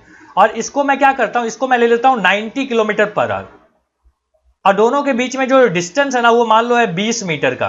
तो बोलता है कि बताओ कितना देर में ये ए वाला बी को ओवरटेक कर लेगा, ये क्वेश्चन है। तो यहां पे लिख दो क्वेश्चन भी कि find the time taken by A, time taken by body A to overtake B को ओवरटेक करने में कितना टाइम लगेगा ये बतानी है अपने को। तो चलो बताते हैं। देखो हम क्या बोलेंगे, डिस्टेंस कितना है, डिस्टेंस, अच्छा पहले रिलेटिव वेलोसिटी निकाल लो, लेकिन उससे भी पहले वेलोसिटी बी का तो निकाल लो, क्योंकि ये मीटर में है ये किलोमीटर में है। तो velocity of B in metre per second कितना होगा, तो मीटर पर सेकेंड में कन्वर्ट करने के लिए ना एक शॉर्टकट है कि 5/18 से मल्टीप्लाई कर लेना। समझाऊंगा कि 5/18 ही क्यों। तो 18 3 जा कितना हो गया 54, ये हो गया 15 मीटर पर सेकेंड। अगर मैं ए की वेलोसिटी बताऊं तो कितना आएगा, देखो तो 90 इंटू 5/18, तो 18 5 जा क्या होता है 90, ये हो गया 25 मीटर पर सेकेंड। तो बताओ relative velocity of A with respect to B कितना होगा, दोनों का डायरेक्शन सेम है तो माइनस कर लो, तो 25 माइनस क्या हो जाएगा 15, तो ये कितना आ गया 10 मीटर पर सेकेंड। अब सोचो कि 10 मीटर पर सेकेंड तुम्हारी रिलेटिव वेलोसिटी है, तुमको दूरी कितनी तय करनी है, यहां लिखता हूं, तुमको डिस्टेंस ट्रैवल करवाना है उससे 20 मीटर। तो बताओ टाइम कैसे मिलेगा, टाइम इज इक्वल टू क्या होता है, total distance upon relative velocity. Relative velocity कितनी है 10, तो ये कितना आ जाएगा, यहां पे आ जाएगा 10। तो हम क्या बोलेंगे कि टाइम लगेगा 10 सेकेंड। तो ये तो ओवरटेक वाला बात हो गया। अब सोचो इसी क्वेश्चन में मैं अब क्या कर रहा हूं ना कि एक दूसरे के अपोजिट में लेके चल रहा हूं। जैसे एक क्वेश्चन क्या लिया कि मान लो यहां पे हमारे पास एक कार है और ये हमारे पास एक दूसरी कार है, इसकी स्पीड कितनी बोला था 90 किलोमीटर पर आवर, और यहां पे क्या बोला था मैंने 54 किलोमीटर पर आवर, और दोनों की स्पीड, दोनों के बीच में गैप कितना है, तो 20 मीटर। तो बोलता है बताओ दोनों एक दूसरे को कितने देर में क्रॉस कर जाएगा। ठीक है, तो लिख देता हूं यहां पे कि find time taken by the bodies to cross each other, cross each other. एक दूसरे को क्रॉस करने के लिए कितना टाइम लगेगा देखो। अब मैं बोल रहा हूं कि जो रिलेटिव वेलोसिटी ऑफ ए है विथ रिस्पेक्ट टू बी, वो कैसे मिलता है, याद है अपोजिट डायरेक्शन में है तो क्या करते थे, दोनों को ऐड कर देते थे। तो ऐड करने पे इसका याद है मीटर पर सेकंड में कितना निकाला था, 25 मीटर पर सेकंड। याद करो पिछले ही क्वेश्चन में हमने निकाला था। यहाँ पे इसको भी 5/18 से मल्टीप्लाई करोगे तो कितना आता है, 15 मीटर पर सेकंड। तो रिलेटिव वेलोसिटी जो होगी ना वो होगी 25 + 15 मतलब 40 मीटर पर सेकंड। अब यहाँ पे अपने को टाइम निकालनी है, तो बताओ टाइम कैसे निकालते हैं। टी इज इक्वल टू क्या होता है, total distance upon relative speed. Relative speed कितनी है, 40। तो यहाँ पे कितना आ गया, 1/2 सेकेंड, मतलब 0.5 सेकेंड में ये एक दूसरे को क्रॉस कर जाएंगे।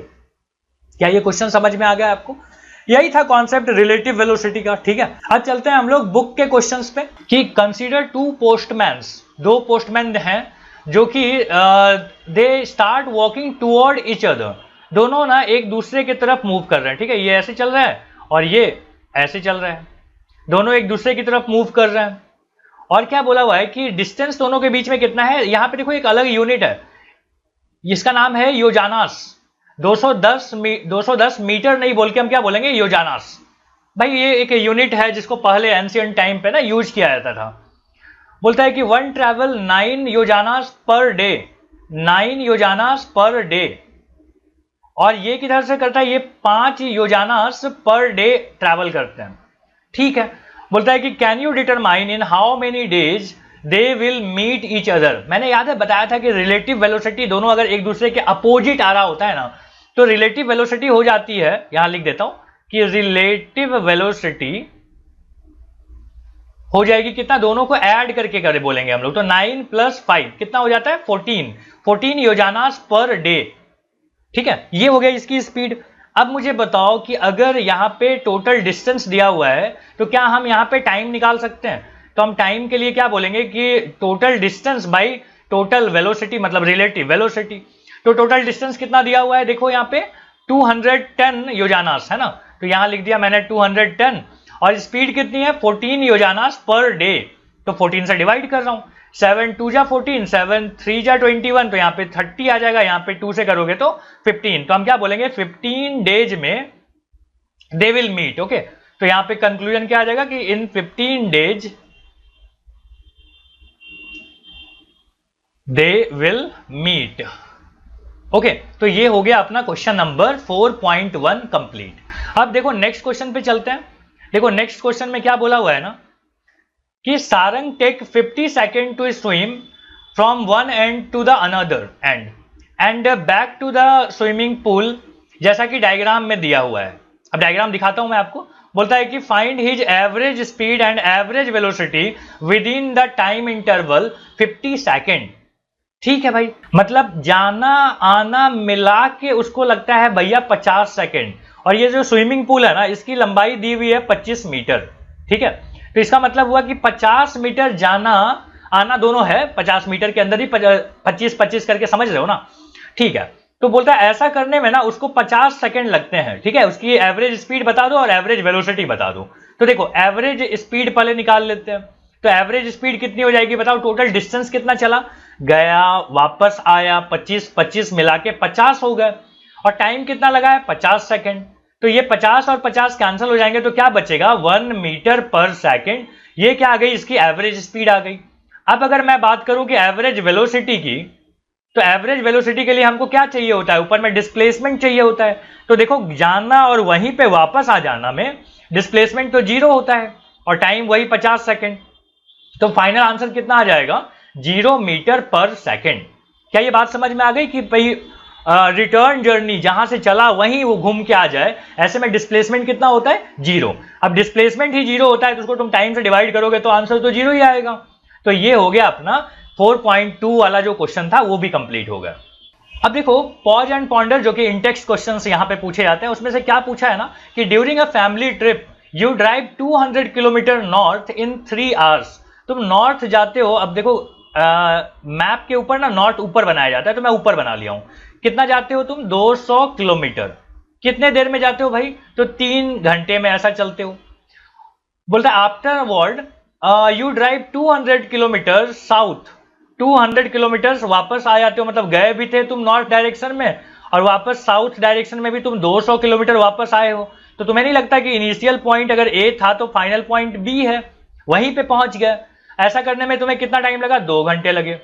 तो बोलता है कि find the average speed and average velocity. ठीक है, एवरेज स्पीड एवरेज वेलोसिटी निकालनी है। अब एक काम करते हैं कि मुझे बताओ जाने में कितना टाइम लगा। इसको जाने वाला टाइम को मैं T1 बोलूंगा। T1 कितना लगा था? 3 घंटे। और आने में कितना टाइम लगा है भाई साहब? आने में लगा आपको 2 घंटे। तो ये हो गया H1 H2 दोनों आ गए, तो T1 T2 दोनों आ गए, तो टोटल टाइम कितना आ जाएगा? ये आ जाएगा T1 प्लस T2, जो कि कितना होता है 3 प्लस 2, ये हो गया 5 आवर्स। टोटल टाइम मिल गया ना। टोटल डिस्टेंस बताओ, डिस्टेंस इज इक्वल टू कितना हो जाएगा? गया भी 200 किलोमीटर, वापस आया है 200 किलोमीटर, तो ये हो गया आपके पास 400 किलोमीटर। अब मुझे बताओ कि what is average speed. Average speed के लिए क्या चाहिए होता है बताओ तो? Total distance by total time. Total distance है 400 और यहाँ पे टाइम कितना है? 5 घंटे। तो इसको अगर कैंसिल करोगे ना तो ये आ जाएगा 80। तो हम क्या बोलेंगे कि this is 80 kilometre per our आपकी क्या रही? एवरेज स्पीड रही। लेकिन अगर यहीं पे मैं बात करूं कि एवरेज वेलोसिटी की, तो ये कितना हो जाएगा? देखो एवरेज वेलोसिटी, अब डिस्प्लेसमेंट सोचो थोड़ा सा, जहां से चले वहीं पे वापस आ गए, तो आप क्या बोलोगे कि डिस्प्लेसमेंट तो 0 होता है, और डिस्प्लेसमेंट बाई टाइम क्या होता है? टाइम यही तो होता है एवरेज वेलोसिटी। तो डिस्प्लेसमेंट 0 है, टाइम चाहे कुछ भी लिखो, 5 ही घंटे लिखा हुआ है, तो this is equal to 0 kilometre per hour. तो वेलोसिटी कितनी हो गई? 0 किलोमीटर पर आवर। ठीक है, चलो नेक्स्ट क्वेश्चन पे चलते हैं। देखो नेक्स्ट सवाल क्या बोला है ना कि under what condition is the magnitude of average velocity. ठीक है, average velocity of an object equal to its average speed. ऐसा कौन सा कंडीशन होता है बेटा जिसमें कि एवरेज स्पीड एवरेज वेलोसिटी दोनों सेम हो जाए?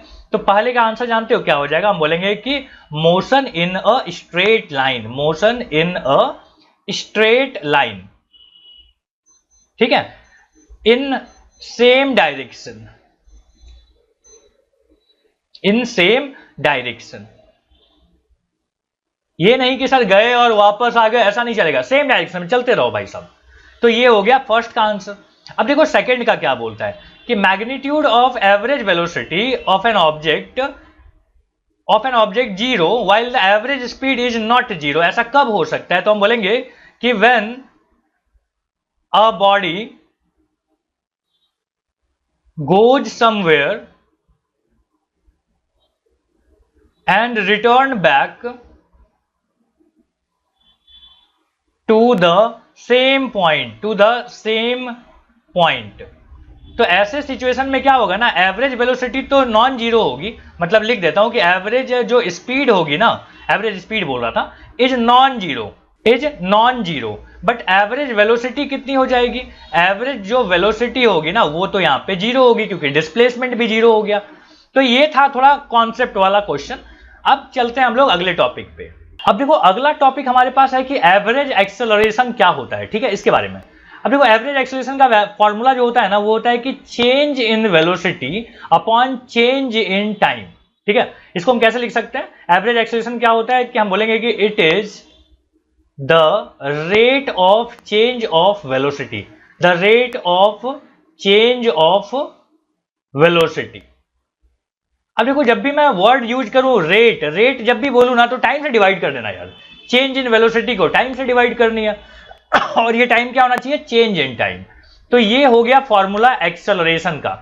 इसी को तुम अगर ऐसे लिखो ना कि v माइनस यू, v मतलब हो गया फाइनल वेलोसिटी, v को हम क्या बोलते हैं? फाइनल वेलोसिटी, कि भाई बाद में कितनी हो गई वेलोसिटी उसको फाइनल वेलोसिटी। u मतलब क्या हो गया? इनिशियल, मतलब जो पहले था, इनिशियल वेलोसिटी।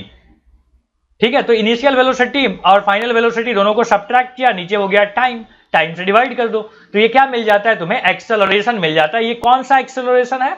Average acceleration. ठीक है, इसके बारे में बात हो रही है। अब देखो अगर तुम एवरेज एक्सेलरेशन की बात समझ चुके हो ना, तो हम एक चीज और पढ़ सकते हैं कि इस पे क्वेश्चंस कैसे आएंगे वो भी देख लो। अब जैसे देखो यहां पे क्वेश्चन दिया हुआ है कि अ बस is moving on a straight highway, एक स्ट्रेट हाईवे पे बस चल रही है और उसकी वेलोसिटी कितनी दी हुई है? देखो 36 किलोमीटर पर आवर। तो पहले क्या करना ना, उसको मीटर पर सेकंड में चेंज करना। मतलब क्या हुआ कि पहले उसकी वेलोसिटी थी u कितना था? 36 किलोमीटर पर आवर। तो इसको मीटर पर सेकंड में चेंज करने का तरीका क्या होता है, 5/18 से मल्टीप्लाई कर दो, 5/18 से मल्टीप्लाई कर दो।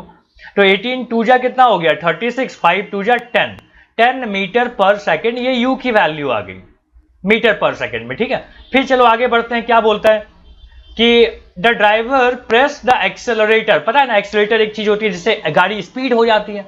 तो एक्सेलरेटर उसने दबाया, कितने देर के लिए दबाया उसने एक्सेलरेटर, टाइम है यहां पे दिया हुआ 10 सेकेंड के लिए।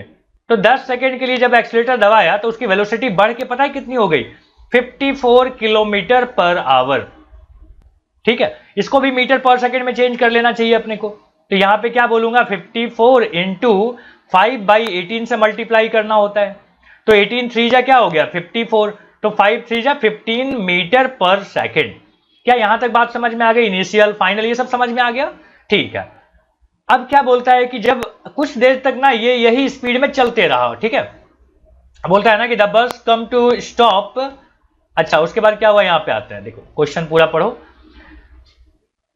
हाँ, उसके बाद बोलता है कि then the driver notice an obstacle, रुकावट कुछ देखा उसने रोड पे, और उसने क्या किया, ब्रेक को प्रेस किया, ब्रेक दबाया। अब बस जो है ना, the bus come to stop in interval, time interval 5 second. मतलब अब ना वो ब्रेक दबाने वाला सिचुएशन को समझो। ब्रेक दबाने के बाद कुछ देर के बाद गाड़ी रुक गई, मतलब final velocity is 0 and initial velocity कितनी थी बेटा, जो स्पीड में पहुंचा था वहां तक, समझ लो ना, पहले स्पीड बढ़ा, यहां पहुंचा, फिर यहां से यहां तक में पहुंचा, मतलब कि 0 हो गया वेलोसिटी। तो ये वाला सिचुएशन के लिए ये इनिशियल वेलोसिटी है, और ये इनिशियल वेलोसिटी जो इधर के सिचुएशन के लिए ना, वो इधर के लिए फाइनल वेलोसिटी था। तो ये जो फाइनल वेलोसिटी है यही हमारा दूसरे सिचुएशन के लिए इनिशियल वेलोसिटी है। ये बात समझना बहुत जरूरी है, क्या हुआ। ठीक है, चलो इनिशियल वेलोसिटी फाइनल वेलोसिटी मैंने लिख दिया, टाइम भी लिख दिया मैंने यहां पे कितना, 5 सेकेंड। अब हमसे पूछता है कि find the average acceleration in 2 interval. कौन कौन से 2 interval, when accelerator was pressed and दूसरा बार में क्या बोला, व्हेन ब्रेक वाज प्रेस्ड। तो ठीक है, मैं ना एक काम करता हूं, मैं पहले इधर के सिचुएशन के लिए, ये एक्सेलरेटर वाला सिचुएशन है, इसमें क्या कर रहा हूं, तो ए निकाल रहा हूं। ए निकालने का तरीका मैंने बताया था ना कि v minus u upon T होता है। v कितना है 15, u कितना है 10, और टाइम कितना लगा है बेटा ऐसे में 10 सेकेंड, मतलब 5/10, ये कितना हो गया 0.5 मीटर पर सेकेंड स्क्वायर। ये एक्सेलरेशन का यूनिट है, ध्यान रखना कौन सा यूनिट है, मीटर पर सेकेंड स्क्वायर। ठीक है, अब ये कहानी तो ब्रेक वाला है भाई, तो ब्रेक वाली कहानी के लिए इनिशियल वेलोसिटी पता है, फाइनल पता है, हम लोग को ए चाहिए। तो ए कितना आ जाएगा, देखो v minus u upon T, और v कितना होता है, देखो 0-15 अपॉन टी। तो ये कितना आ जाएगा, देखो टाइम तो पता था ना 5 है, तो यहां आ जाएगा -3, कितना आ गया -3 मीटर पर सेकेंड स्क्वायर। देखो जब भी ना गाड़ी का स्पीड कम हो रहा होगा तो एक्सेलरेशन निगेटिव होगा। ठीक है, ब्रेक लगाया ना तो स्पीड कम होते होते 0 हो गई। तो देख रहे हो, ये रिटार्डेशन बोलते हैं इसको। रिटार्डेशन कैसा होता है, निगेटिव में होता है। निगेटिव एक्सेलरेशन, रिटार्डेशन, ये सब एक ही बात है। ठीक है, तो ए की वैल्यू कितनी आ गई, -3 मीटर पर सेकेंड स्क्वायर। क्या ये दोनों बातें आपको समझ में आ गई। चलो अब चलते हैं नेक्स्ट क्वेश्चन पे। अब देखो ये 4.4 एग्जाम्पल का क्वेश्चन क्या बोलता है ना कि एज वी लर्न, यहां पे लिख रहे हैं as we learn earlier when an object is dropping from a height it take a straight vertical path downward before touching the ground. सही बात है कि जब भी आप एक ऑब्जेक्ट को ऊपर से नीचे गिराओगे एक सर्टेन हाइट से, तो क्या करेगा, वो सीधी लाइन में नीचे आएगा जमीन में टकराने के जस्ट पहले तक। While coming down, the velocity of an object increases as shown in figure। ये फिगर में दिख रहा है आपको, वेलोसिटी हर बार बढ़ रही है। स्टार्टिंग में 0 था, कुछ देर के बाद मतलब 1 सेकंड में उसकी वेलोसिटी हो गई 9.8, फिर दूसरे सेकंड में ना उसके पास हो गई 19.6। दिख रहे हो स्पीड कितनी बढ़ गई है एक ही सेकंड में। तो बोला ठीक है यार, ऐसे और आगे भी दिया हुआ है। बोलता है कि find the magnitude of average acceleration of an object in every successive interval of a second. फिर क्या पूछता है कि is the average acceleration constant across all interval, what is the direction of average acceleration. चलो ठीक है, पहले हम लोग को क्या बताना है ना कि क्या find the magnitude of average acceleration in every successive interval. ठीक है भाई, तो देखो हम लोग ना टाइम ले रहे हैं यहाँ पे 1 सेकेंड। 1 सेकेंड में इनिशियल वेलोसिटी शुरुआत में देखो कितनी थी, यहां पे देखना, ये इनिशियल वेलोसिटी यहां पे है ना 0, t time t is equal to जब 0 था, तो जैसे ही 1 सेकेंड हुआ तो उसकी वेलोसिटी कितनी हो गई, देखो नीचे उसके 9.8, ये दिख रहा है ये वाला 9.8, तो हम लोग क्या बोल रहे हैं कि उसकी भाई फाइनल वेलोसिटी हो गई है 9.8 मीटर पर सेकेंड। तो अब मुझे बताओ एक्सेलरेशन मिल सकता है अपने को, तो v minus u upon T कर दोगे, तो v कितना है 9.8 माइनस u तो 0 था, और यहाँ पे टाइम कितना है 1 सेकेंड, मतलब 9.8 मीटर पर सेकेंड स्क्वायर। ये हो गई पहले 1 सेकेंड में उसका एक्सेलरेशन। अब मैं क्या कर रहा हूं ना, दूसरे सेकेंड में निकाल रहा हूं, ठीक है। तो देखो यहाँ पे फिर से मैं थोड़ा सा इसको नीचे करता हूं।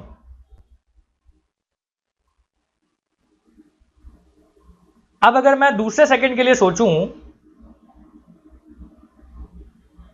तो देखना कि स्टार्टिंग में मतलब यहां से कंसीडर करना, ये पहला हो गया, ये दूसरा हो गया। तो अब क्या सोचना है, इक्वेशन नहीं है, बस दो सिचुएशन बता रहा हूं कि देखो इन दोनों टाइम पे यहां से लेके यहां तक में इनिशियल वेलोसिटी क्या थी। देखो इनिशियल वेलोसिटी तो 9.8 मीटर पर सेकंड थी, समझ रहे हो ना। हम खाली यहां से यहां तक बात कर रहे हैं, पूरा ऊपर से नहीं, बस छोटी सी दूरी के लिए बात कर रहे हैं, मतलब 1 सेकंड से 2 सेकंड के बीच में 1 सेकंड होता है ना, हम लोग इसके बारे में बात कर रहे हैं। तो इनिशियल कितना है 9.8, फाइनल कितना हो गया है देखो, जब वो 1 सेकंड क्रॉस कर गया, मतलब 1 सेकंड से स्टार्ट किया था, अगला 1 सेकंड मतलब दूसरे सेकंड में उसकी वेलोसिटी कितनी हो गई है 19.6, ये रहा 19.6 मीटर पर सेकंड। टाइम कितना लगा है, अगेन 1 ही सेकंड लगा, क्योंकि 2 में से 1 को माइनस कर लिया मैंने, ठीक है। तो यहां पे एक्सेलरेशन फिर से निकालो, तो ये कितना आता है 19.6, मतलब v माइनस यू कर रहा हूं मैं, v इतना था और u कितना था 9.8, और टाइम कितना था 1 सेकंड। तो अगेन तो माइनस करोगे ना तो देखोगे कि 9.8 मीटर पर सेकंड स्क्वायर आता है। अब अगर आपको मन करे कि ये तीसरा वाला भी कैलकुलेट करना है, आप करके देख लो, हर बार एक ही वैल्यू क्या आएगी, तीसरे बार में भी 9.8 मीटर पर सेकंड आएगा। और इसी को जानते हो हम लोग बोलते हैं एक्सेलरेशन ड्यू टू ग्रेविटी। ये ए फॉर एक्सेलरेशन, एक्सेलरेशन किसकी वजह से, ग्रेविटी की वजह से, तो हम उसको आगे चल के ना जी बोलेंगे, ठीक है। और कभी कभी ना जी की वैल्यू मैं अप्रोक्सीमेटली 10 मीटर पर सेकंड स्क्वायर ले लूंगा, तो आपको दिक्कत वाली बात नहीं होनी चाहिए, बट एक्यूरेट वैल्यू कितनी है 9.8 मीटर पर सेकंड स्क्वायर, ठीक है। अब क्या पूछता है कि is the average acceleration constant across all interval, हम बोलेंगे यस, ठीक है। इसका आंसर क्या हो गया yes. What is the direction of average acceleration, तो हम बोलेंगे कि डायरेक्शन ऑफ, यहां लिख देता हूं कि direction of average acceleration is downward. किधर है, डाउनवर्ड। बोला डाउनवर्ड क्यों हुआ, सोचो, जिधर एक्सेलरेशन हो ना उसी तरफ में स्पीड बढ़ती है और नीचे आने में स्पीड बढ़ रही है, इसका मतलब क्या हुआ कि नीचे ही एक्सेलरेशन है। एवरेज एक्सेलरेशन किधर है, डाउनवर्ड डायरेक्शन में, ठीक है। तो ग्रेविटी चूंकि नीचे खींचती है तो एक्सेलरेशन भी नीचे की तरफ ही होगा। क्या यहां तक बात समझ में आ गई। और ये रहा अपना एवरेज एक्सेलरेशन वाला टॉपिक भी यहां पे कंप्लीट हुआ। यहां पे हम लोग देख रहे हैं ग्राफिकल रिप्रेजेंटेशन ऑफ मोशन, जिसमें हम लोग पहला जो देख रहे हैं ना वो है कि पोजीशन टाइम ग्राफ। अब देखो पोजीशन को मैं यहां पे बताऊंगा डिस्प्लेसमेंट, और यहां पे हो गया टाइम। तो डिस्प्लेसमेंट टाइम ग्राफ में सबसे पहला अगर मैं सीधी लाइन, पैरेलल लाइन बिल्कुल खींच दूं, तो इसका मतलब समझते हो कि क्या होगा। इसका मतलब होता है कि दैट बॉडी एट रेस्ट। क्या मतलब होता है, बॉडी एट रेस्ट। क्यों हुआ रेस्ट पे, समझो। जैसे 1 सेकंड में मैंने पूछा कहां पे हो भाई, तो उसने बोला 5 मीटर पे। फिर मैंने दूसरे सेकंड पे भी फोन लगा के पूछा कहां पे हो, तो उसने बोला 5 ही मीटर पे। फिर तीसरे पे भी मैंने पूछा कहां पे हो, तो उसने 5 मीटर ही बताया। हर बार डिस्प्लेसमेंट वो 5 ही मीटर बता रहा है, मतलब वो रुका हुआ है, 5 मीटर से आगे गया ही नहीं। तो हम क्या बोलेंगे कि बॉडी एट रेस्ट हो गया, ठीक है। इसमें तो यही समझ में आता है। दूसरा, फिर से अगर मैं डिस्प्लेसमेंट टाइम ग्राफ लेता हूं, और इस बार ना ग्राफ कुछ इस तरीके से बना हुआ हो, सीधी लाइन लेकिन सीधा लाइन लेकिन ओरिजिन से गुजर रहा हो, तो इसका मतलब समझते हो क्या होता है कि body started from initial point से स्टार्ट हुआ है, जहां से उसको स्टार्ट होना चाहिए था। सेकंड क्या बोलेंगे कि ये एक यूनिफॉर्म मोशन है। यूनिफॉर्म मोशन क्यों है, क्योंकि स्पीड जो है ना हर जगह सेम ही है। चाहे मैं एक पॉइंट यहां पे बात करूं, यहां पे भी स्पीड सेम थी।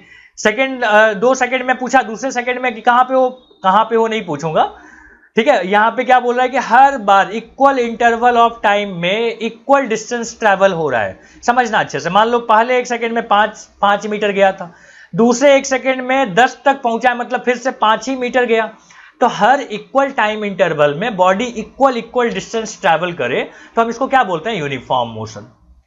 ठीक है, और यहां पे क्या बोलेंगे, देखो यहां पे अगर मैं यहां से स्टार्ट करूं, यहां से सीधी लाइन है ये, तो इसका क्या मतलब होता है मैं यहां पे लिखूंगा। ठीक है, पेन चेंज कर लेता हूं, तीसरे के लिए रेड से लिख रहा हूं। तो यहां पे क्या बोलोगे कि हम यहां बोलेंगे कि बॉडी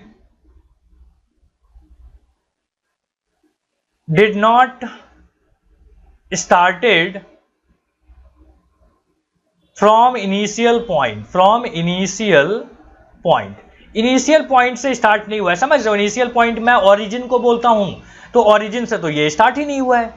दूसरा क्या हो गया, ये भी यूनिफॉर्म मोशन है, क्योंकि सीधी लाइन है ना, तो यूनिफॉर्म मोशन। और सीधी लाइन का मतलब यूनिफॉर्म मोशन क्यों होता है, ये तो मैं यहां पे समझाया हूं सेकंड नंबर के ग्राफ में, यहां पे। अब तीसरे में क्या कर रहे हैं, यहां पे भी डिस्प्लेसमेंट था भाई साहब, ये सब चीज देख लेना। ठीक है, इस डिस्प्लेसमेंट टाइम ग्राफ है, अगेन मैं ले रहा हूं डिस्प्लेसमेंट टाइम ग्राफ। ठीक है, तो यहां पे देखना क्या बोलता हूं मैं। अब की बार अगर मैंने ग्राफ मान लो ऐसे बना लिया, ऐसे, तो हम फिर से क्या बोलेंगे कि body did not started from initial point, लिख दो यहां पे कि did not started from initial point. Initial point से तो स्टार्ट ही नहीं हुआ है, क्योंकि ओरिजिन ही इनिशियल पॉइंट होता है। दूसरा क्या हुआ, नॉन यूनिफॉर्म मोशन हो गया ये, non uniform motion. Non uniform क्यों हुआ समझाऊं, देखो जैसे क्या हुआ कि स्टार्टिंग में 0 टाइम पे मैंने पूछा कितना हो दूरी, तो 5 मीटर पे था। अगले 1 सेकंड में पूछा कहां हो, तो उसने बोला जस्ट थोड़ा सा ज्यादा 5.1 पे। और अगले 1 सेकंड में पूछा ना, तो उसने बोला कि 5.5 पे है। ठीक है, या 6 पे पहुंच गया होगा मान लो। तो यहां पे देखने में क्या लग रहा है अपने को कि देखो 1 सेकंड में वो 0.1 गया था, दूसरे 1 सेकंड में कहां गया, तो 0.9 चला गया। मतलब अलग अलग time interval, same time interval में दूरी अलग अलग तय कर रहा है, जिसको हम क्या बोलते हैं, नॉन यूनिफॉर्म मोशन। क्या यहां तक समझ में आ गया, ठीक है। अब अगर मैं मान लो यहां से बनाऊं, यहां से, अब देखो यहां पे क्या है ना, एक मैं ग्राफ और बनाता हूं कि ये इस तरीके से मैंने ग्राफ बनाया, इस तरीके से। ठीक है, सीधी लाइन नहीं है ये, ऐसे कर्व हो गया है ऐसा करके। ठीक है, तो यहां पे हम क्या बोलेंगे ना कि body started from origin, body started from origin. और ओरिजिन को हम क्या बोलते हैं, इनिशियल पॉइंट। तो तुम इनिशियल पॉइंट भी बोल सकते थे। ये क्या है, नॉन यूनिफॉर्म है। हम लोग देख चुके हैं कि जो टेढ़ी लाइन होती है ना, वो यूनिफॉर्म नहीं होता है, वो नॉन यूनिफॉर्म होता है, नॉन यूनिफॉर्म मोशन। ठीक है, नॉन यूनिफॉर्म मोशन हो गया। तो ये थे अपने कुछ ग्राफ जो कि ये थे डिस्प्लेसमेंट टाइम ग्राफ पे। अब यहां पे एक इंपॉर्टेंट बात है ना जो समझना चाहिए आपको, तो मैं यहां पे लिख देता हूं इंपॉर्टेंट पॉइंट। ध्यान रखना कि अगर आप डिस्प्लेसमेंट टाइम ग्राफ का अगर आप एरिया निकालो, ठीक है, तो एरिया तो आपको कुछ भी नहीं देगा, लेकिन अगर आप स्लोप निकालो, स्लोप मतलब समझ लेना डिवाइड करना है। ठीक है, समझा दूंगा कि स्लोप क्या होता है। स्लोप मतलब होता है, जैसे यहां पे अगर मैं स्लोप बोलूं तो आपको क्या करना है, डिस्प्लेसमेंट अपॉन टाइम ले लेना, डिवाइड करना होता है। अगर आप स्लोप निकालोगे तो आपको मिलेगा वेलोसिटी। इन बातों को थोड़ा ध्यान रखना, मैं कहीं कहीं पे यूज करूंगा, स्पेशली इन न्यूमेरिकल। ओके, तो ये बात समझ में आ गई। और एरिया जब कुछ देता नहीं है तो यहां पे लिस्ट क्यों किया, क्योंकि जो अगला टाइप का ग्राफ है ना, उसका एरिया भी कुछ ना कुछ देता है हम लोग को। तो यहां ध्यान रखना, यहां पे एरिया हमको कुछ नहीं देगा। क्लियर यहां तक। अब चलते हैं हम लोग वेलोसिटी टाइम ग्राफ पे। अब देखो यहां पे वेलोसिटी टाइम ग्राफ ये रहा, यहां लिख देते हैं कि वेलोसिटी, और यहां पे लिख देता हूं टाइम। अब पहला लाइन में वही पैरेलल लाइन बनाऊंगा। बताओ इसका क्या मतलब है। इसका मतलब है कि भाई वेलोसिटी हमेशा सेम ही है। जैसे 1 सेकंड में पूछा वेलोसिटी कितनी, तो बोला 5 मीटर पर सेकंड। 5 मीटर नहीं, 5 मीटर पर सेकंड वेलोसिटी की बात हो रही है ना। तो यहां पे दूसरे में पूछा कि कितना है, तो फिर से बोला 5 मीटर पर सेकंड। मतलब यहां पे क्या हो गया, यहां पे हो गया uniform motion. Uniform motion, uniform motion में पता है ना क्या होता है, ये एक्सेलरेशन यहां पे 0 होता है। ठीक है, और क्या होगा देखो, तो हम बोलेंगे कि दूसरा,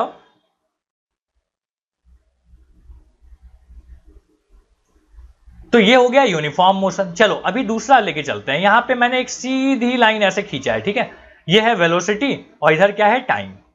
तो जब आप सीधी लाइन ऐसे खींचते हो ना वेलोसिटी टाइम ग्राफ में, तो हम यहां पे दो तीन चीजें बोल सकते हैं। जैसे पहला क्या है कि बॉडी स्टार्टेड फ्रॉम रेस्ट, क्योंकि पहले जीरो था ना वेलोसिटी, देखो यहां पे तो वेलोसिटी जीरो है, तो स्टार्टेड फ्रॉम रेस्ट, रुका हुआ था, ठीक है, उससे स्टार्ट हुआ है।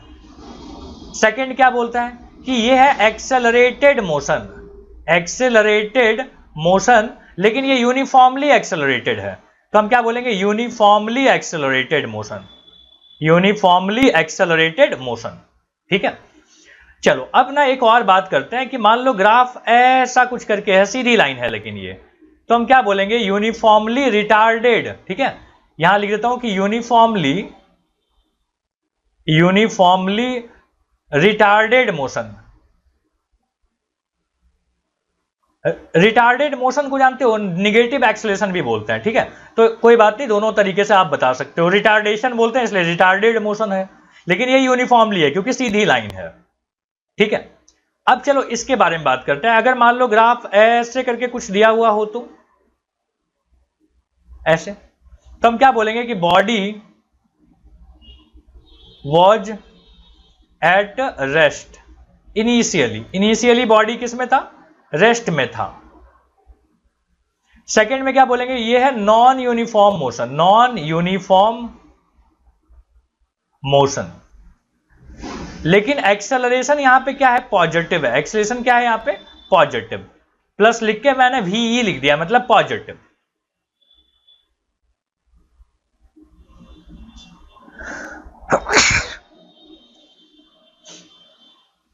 अब देखो अगला क्या है ना, हमारे पास वेलोसिटी टाइम ग्राफ का अगला जो सैंपल है वो ऐसे ले लेते हैं। मान लो ये इस तरीके का है, ठीक है, डाउन नीचे की तरफ आ रहा है, तो हम क्या बोलेंगे, this is non uniformly accelerated motion, non uniformly retarded बोल देना, रिटार्डेड एक्सेलरेशन,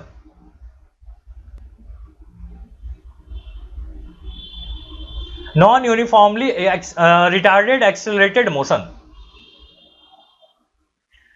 क्या बोल देना कि नॉन यूनिफॉर्मली रिटार्डेड मोशन।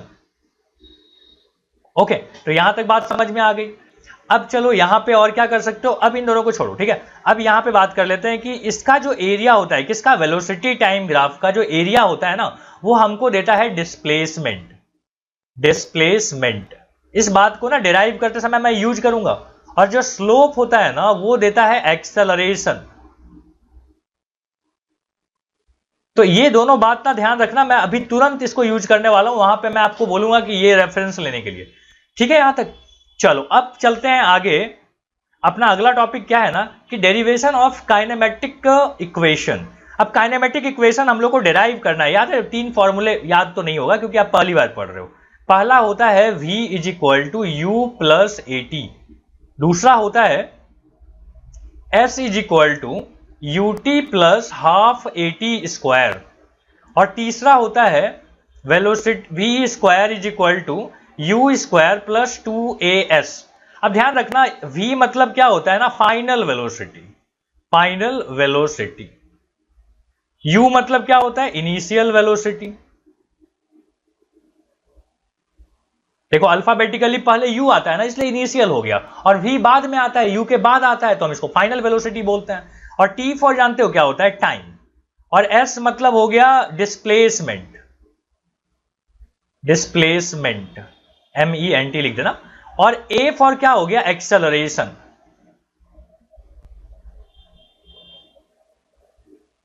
तो ये थे इन सब के टर्म्स, बट एक एक करके ना हमको डिराइव करनी है, तो ध्यान रखना ये वेलोसिटी टाइम ग्राफ है।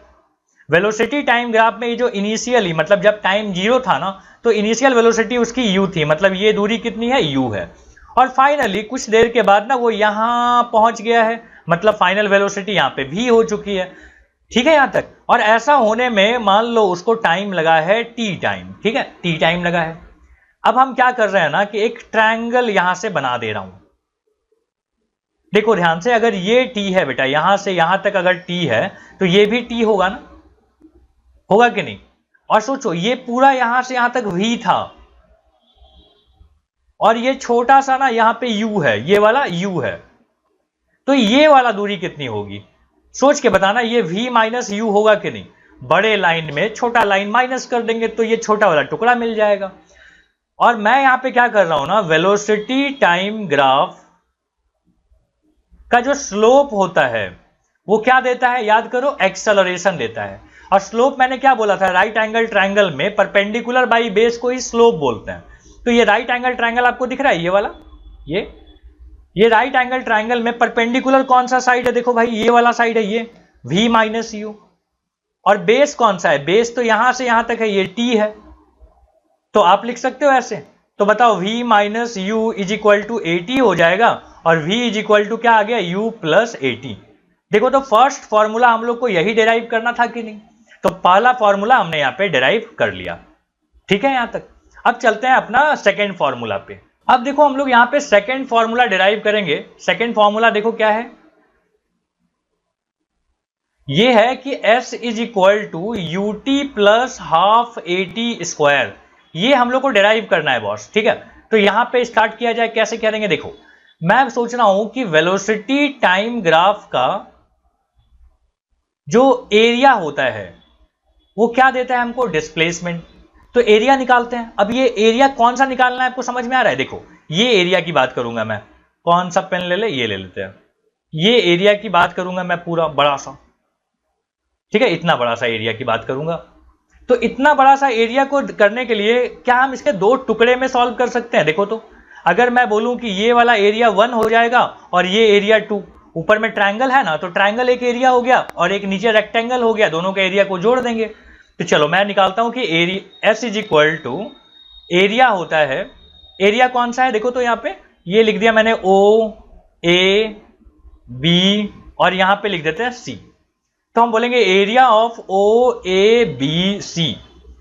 ठीक है, ये बड़ा सा एरिया, इसमें हम क्या कर सकते हैं, तो हम बोलेंगे area of triangle plus area of rectangle. Area of triangle कैसे मिलेगा, तो हम बोलेंगे हाफ इंटू बेस। बेस बताओ क्या है, यहां पे t है, और हाइट कितनी है, ये ट्रायंगल में हाइट कितना है, देखो ध्यान से, ये वाला हाइट है v माइनस यू। ठीक है, ये हो गया। और रेक्टेंगल का एरिया कैसे मिलेगा, देखो ये रेक्टेंगल है ना, ये वाला, ये रेक्टेंगल में ये जो लंबाई है ये तो u है और चौड़ाई कितनी है, t है। तो हम लिखेंगे यहां पे ut। ठीक है, ये हो गया s का फॉर्मूला। तो s इज इक्वल टू क्या हो जाएगा, देखो हाफ t, और v माइनस यू के बारे में सोच के बताओ। देखो अभी अभी तुमने प्रूफ किया था ना कि v is equal to u plus AT। तो v माइनस यू क्या हो जाएगा, AT होगा ना, तो वही मैं यहां पे पुट कर रहा हूं। तो v माइनस यू के जगह पे क्या लिखा, AT, और यहां पे क्या लिख रहा हूं, ut। अब मैं ut को थोड़ा पहले लिख रहा हूं, यहां पे आ गया हाफ a, और देखो t स्क्वायर बन गया। क्या हम लोग को यही डिराइव करना था formula, s is equal to ut plus half AT square. ठीक है, तो ये अपना सेकेंड फॉर्मूला ना यहाँ पे डिराइव हो गया। बड़ा इंपॉर्टेंट होता है ये फॉर्मूला डिराइव करना, तो एक एक को ना बड़ा ध्यान से अच्छे से ना लिख लिख के सॉल्व करो। अब देखो थर्ड फॉर्मूला जो हम लोग डिराइव करने वाले हैं ना, वो है कि v square is equal to u square plus 2as। ये फॉर्मूला है, इसी को हम लोग को डिराइव करनी है। तो देखो फिर से मैं बोलूंगा कि area of velocity time graph हम लोग को क्या देता है डिस्प्लेसमेंट। ठीक है, यही होता है। तो मैं बोल रहा हूं कि s इज इक्वल टू, चलो एरिया निकालते हैं, लेकिन इस बार ना एरिया निकालने का तरीका थोड़ा अलग होगा दोस्त। इस बार इतना बड़ा डायग्राम को मैं एक रोम्बस समझ रहा हूं, थोड़ा सोच के बताना। देखो दो पैरेलल साइड होने चाहिए थे, ये है वो पैरेलल साइड्स, दिख रहा है? तो अगर ये दोनों पैरेलल साइड्स हैं, फिर से बनाओ, देखो यहां पे अच्छे से। अब देखो ये साफ सुथरा सा आपको डायग्राम दिख रहा है। अब मैं बोल रहा हूं कि ये पूरा एरिया हमको निकालना है। कौन सा एरिया, समझ रहे हो ना, ये वाला एरिया, ये एरिया पूरा निकालना है अपने को।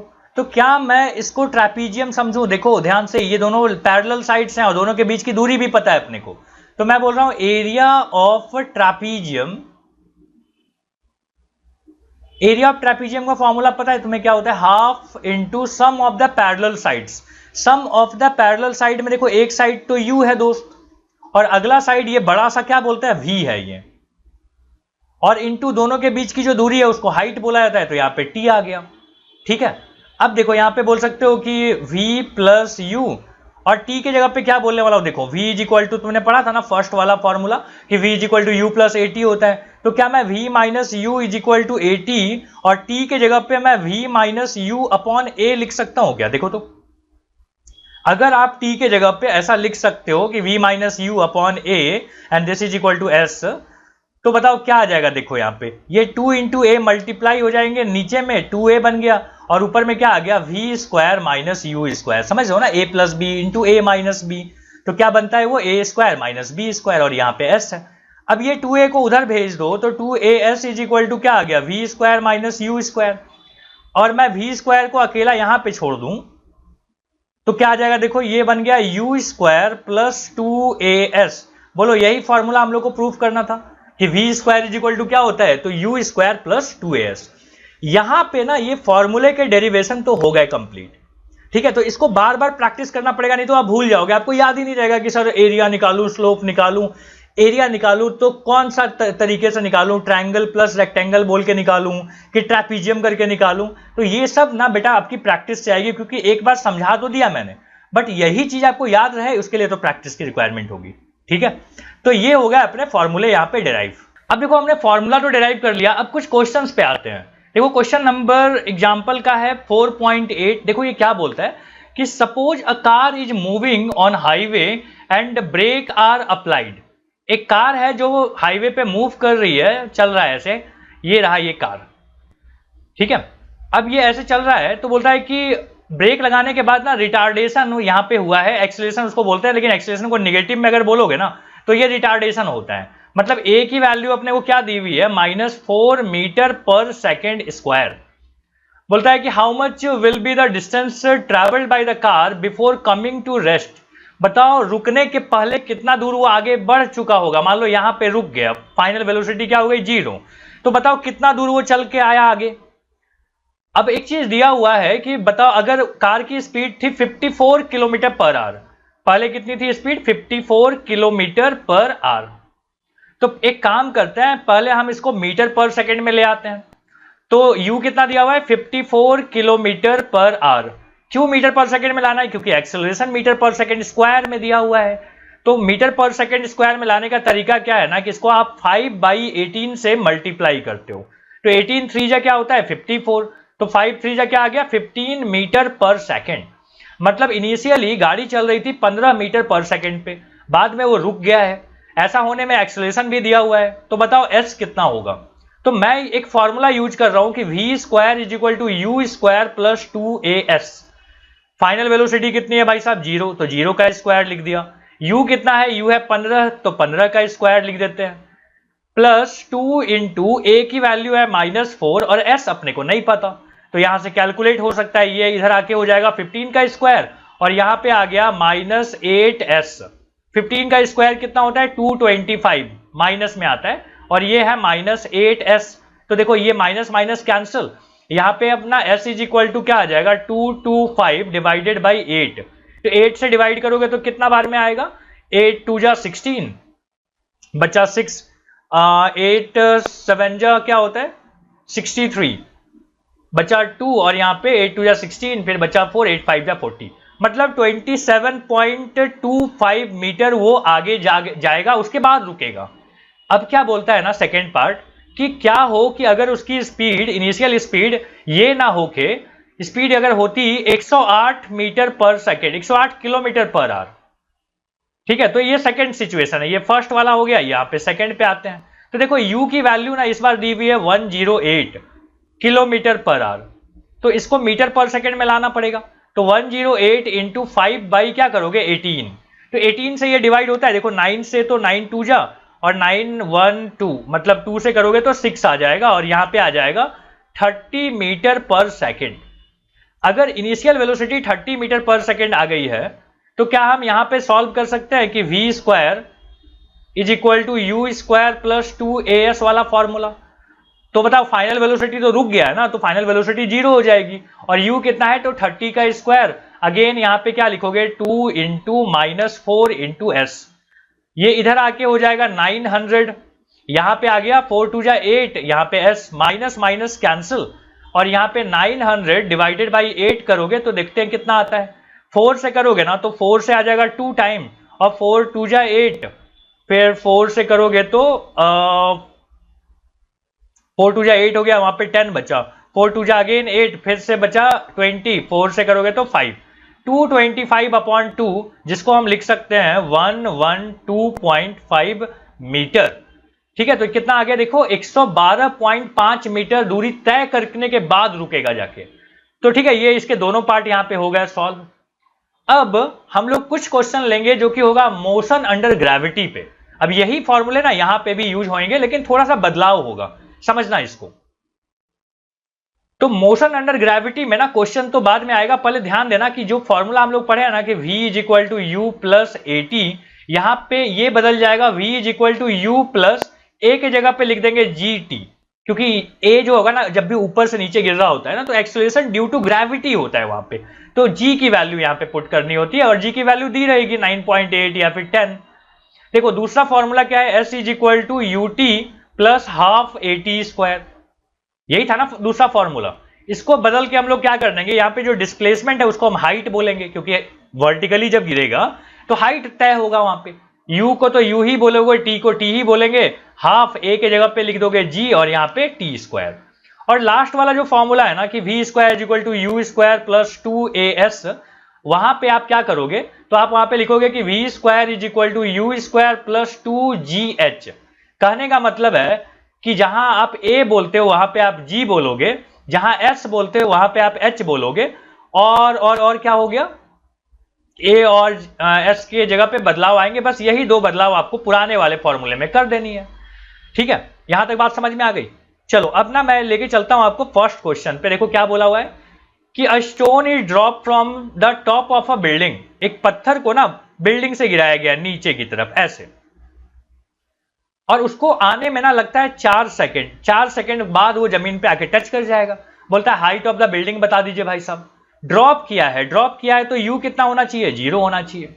हमको नहीं पता कि हाइट कितनी है बिल्डिंग की, ठीक है। और क्या पता है, देखो एक्सेलरेशन की जगह पे आप जी पुट करोगे, और जी की वैल्यू यहाँ पे कुछ लेने के लिए सजेस्ट अगर नहीं किया है तो अपना 10 मीटर पर सेकेंड स्क्वायर ले लेना, ठीक है।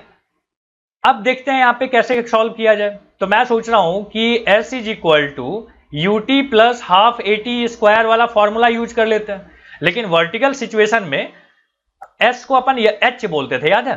तो अब मैं यहां पे लिख देता हूं कि h इज इक्वल टू, तो हम लोग यहां पे क्या लिख रहे हैं कि h is equal to u क्या था 0, क्योंकि ड्रॉप किया है ना, उसको गिराया है, हल्के से छोड़ दिया, ठीक है। तो इसी को बोलते हैं ड्रॉप करना। तो ये u इंटू 0 इंटू टी लिखोगे तो 0 ही आएगा, और यहां पे क्या बोलोगे कि हाफ, और a के जगह पे g लिखेंगे और यहाँ पे टी स्क्वायर। तो देखो h इज इक्वल टू क्या हो जाएगा, हाफ, g की वैल्यू मैंने आपको बोला था कि 10 ले लेना, और t की वैल्यू कितनी है 4, तो 4 का स्क्वायर हो गया। तो यहाँ पे कितना आ जाएगा, 4 का स्क्वायर होता है 16, और यहाँ पे 0 और यहाँ पे 2, तो ये कितना आ जाएगा 80 मीटर। तो हाइट कितनी आ गई भाई साहब, हाइट इज इक्वल टू हो गया 80 मीटर। 80 मीटर टॉल बिल्डिंग था ये। अब देखते हैं सेकेंड पार्ट इसका क्या पूछा हुआ है। बोलता है कि velocity of the stone just before hitting the ground, just before hitting the ground, जैसे ही जमीन में टकराने वाला था तब उसकी वेलोसिटी कितनी होगी, मतलब यहां पे फाइनल वेलोसिटी कितनी है। तो मैं फिर से वही फॉर्मूला यूज कर रहा हूं कि देखो v is equal to u plus a t लगा दूं, ठीक है। तो v इज इक्वल टू क्या आएगा, u प्लस जी टी आ जाएगा, क्योंकि a को तो g से रिप्लेस करना होता है। v अपने को नहीं पता, इनिशियल वेलोसिटी वॉज 0, g की वैल्यू मैंने बोला 10 लेंगे, और टाइम कितना है 4, तो कितना आ जाएगा v की वैल्यू यहां पे आ जाएगी 40 मीटर पर सेकेंड, ठीक है। तो ये आ गया अपना सेकेंड पार्ट इसका। क्या ये आसान क्वेश्चन था, समझ में आ गया आपको। तो दोनों पार्ट मैंने यहां पे सॉल्व कर लिए, ठीक है। अब चलते हैं नेक्स्ट क्वेश्चन पे। देखो नेक्स्ट क्वेश्चन क्या बोला हुआ है ना कि a ball is thrown vertically upward, नीचे से ऊपर की तरफ एक बॉल को फेंका है। ध्यान रखना, जब भी नीचे से कोई चीज ऊपर फेंकेंगे ना तो एक्सेलरेशन की वैल्यू जो है ना -g होती है, मतलब -10 मीटर पर सेकेंड स्क्वायर आएगा। ऊपर से नीचे फेंकोगे तो क्या आएगा, 10 metre per second square positive, नीचे से ऊपर फेंकेंगे तो निगेटिव, ठीक है, क्योंकि स्पीड उसकी कम होते जा रही है ना। और जब भी स्पीड कम होती है तो हम क्या बोलते हैं, एक्सेलरेशन तो रिटार्डेशन कहलाता है, मतलब निगेटिव में लिखते हैं, ठीक है। बोलता है कि बताओ वो कितने ऊपर तक फाइनली पहुंचेगा, यहां तक पहुंचने के बाद मान लो रुक जाएगा। तो बोलता है कि मैक्सिमम हाइट कितनी होगी, ये हाइट कितनी होगी। तो देखो सबसे ऊपर जाने के बाद तो रुक गया ना, तो हम u इज इक्वल टू क्या लिख देंगे 0, और उसको फेंका कितने स्पीड में था, तो इनिशियल वेलोसिटी वाज गिवन जो कि है 20 मीटर पर सेकेंड। तो बताओ कौन सा फॉर्मूला लगाया जाए, तो मैं सोच रहा हूं कि ये लगा देते हैं कि v square is equal to u square plus 2as वाला फॉर्मूला। तो इसको रिप्लेस करते थे ना अपन, a को g से, s को h से, तो मैं वही कर देता हूं। यहाँ पे कितना आ गया 2, a के जगह पे g लिखोगे और s के जगह पे क्या लिखेंगे h।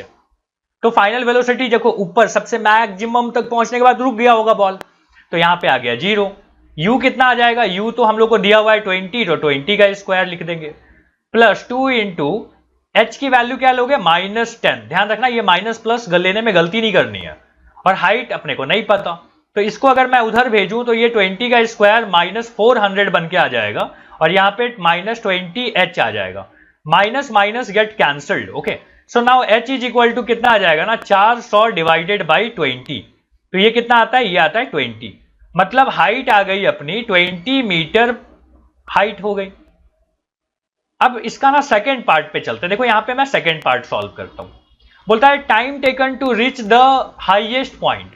अब देखो इन्हीं सब डेटा को यूज करके मैं यहाँ पे फॉर्मूला लगा रहा हूं कि v is equal to u plus at। a के जगह पे g लिखोगे और टाइम को तो टाइम ही लिखते हैं। फाइनल वेलोसिटी ऊपर जाने के बाद रुक जाती है बॉल, तो रुक गई, और u कितना हो गया, u है 20 मीटर पर सेकेंड। g की वैल्यू आपने याद है मैं बोला था कि -10 लेना है अपने को, और यहाँ पे आ गया 20, तो इधर आके हो जाएगा -20, यहाँ पे -10t, माइनस माइनस कैंसिल हो जाएंगे, और t की वैल्यू हो जाएगी 10 अपॉन मतलब 20/10। यहाँ पे आ गया 2 सेकेंड। तो 2 सेकेंड में बॉल ऊपर जाके सबसे मैक्सिमम हाइट तक पहुंच जाएगी, बस थोड़ा सा रुकेगी फिर नीचे आने वाली होगी, बट नीचे वाले की बात करनी नहीं है अपने को, हमको तो बस बात करना है कि भाई मैक्सिमम हाइट तक पहुंचा दो। तो वैसे सिचुएशन में फाइनल वेलोसिटी क्या लेनी चाहिए, 0। क्वेश्चन नंबर 2 हो गया डन। चलते हैं क्वेश्चन नंबर 3 पे। अब देखो थर्ड क्वेश्चन क्या बोला हुआ है, बोलता है कि a body is drop from height 80 metre. मैंने 80 मीटर हाइट से ना एक बॉल को ड्रॉप किया, बॉल नहीं बॉडी है, एनीवे ये 80 मीटर की हाइट है। बोलता है कि कितना देर में वो नीचे पहुंच जाएगा भाई साहब, तो ड्रॉप किया है इसलिए u की वैल्यू क्या लेनी चाहिए अपने को, 0 मीटर पर सेकेंड लेना चाहिए, और h दिया हुआ है, हाइट कितनी दी हुई है 80 मीटर। एक्सेलरेशन की वैल्यू क्या लोगे g, और g की वैल्यू यहाँ पे +10 लेंगे क्योंकि ऊपर से नीचे गिर रहा है। अब सोचो कि यहां से हमको टाइम निकालना है, कौन सा फॉर्मूला यूज करें, और s भी दिया हुआ है ना तो s लिख देते हैं यहाँ पे। s मतलब हाइट होता है, हाइट कितनी दी हुई है 80 मीटर, तो मैं फॉर्मूला यूज कर रहा हूं s is equal to ut plus half 80 square. s मतलब हाइट होता है, और हाइट कितनी दी हुई है 80 दी हुई है, उसको ड्रॉप किया है मतलब u की वैल्यू 0 है, तो 0 इंटू टी करोगे तो 0 ही आएगा। हाफ इंटू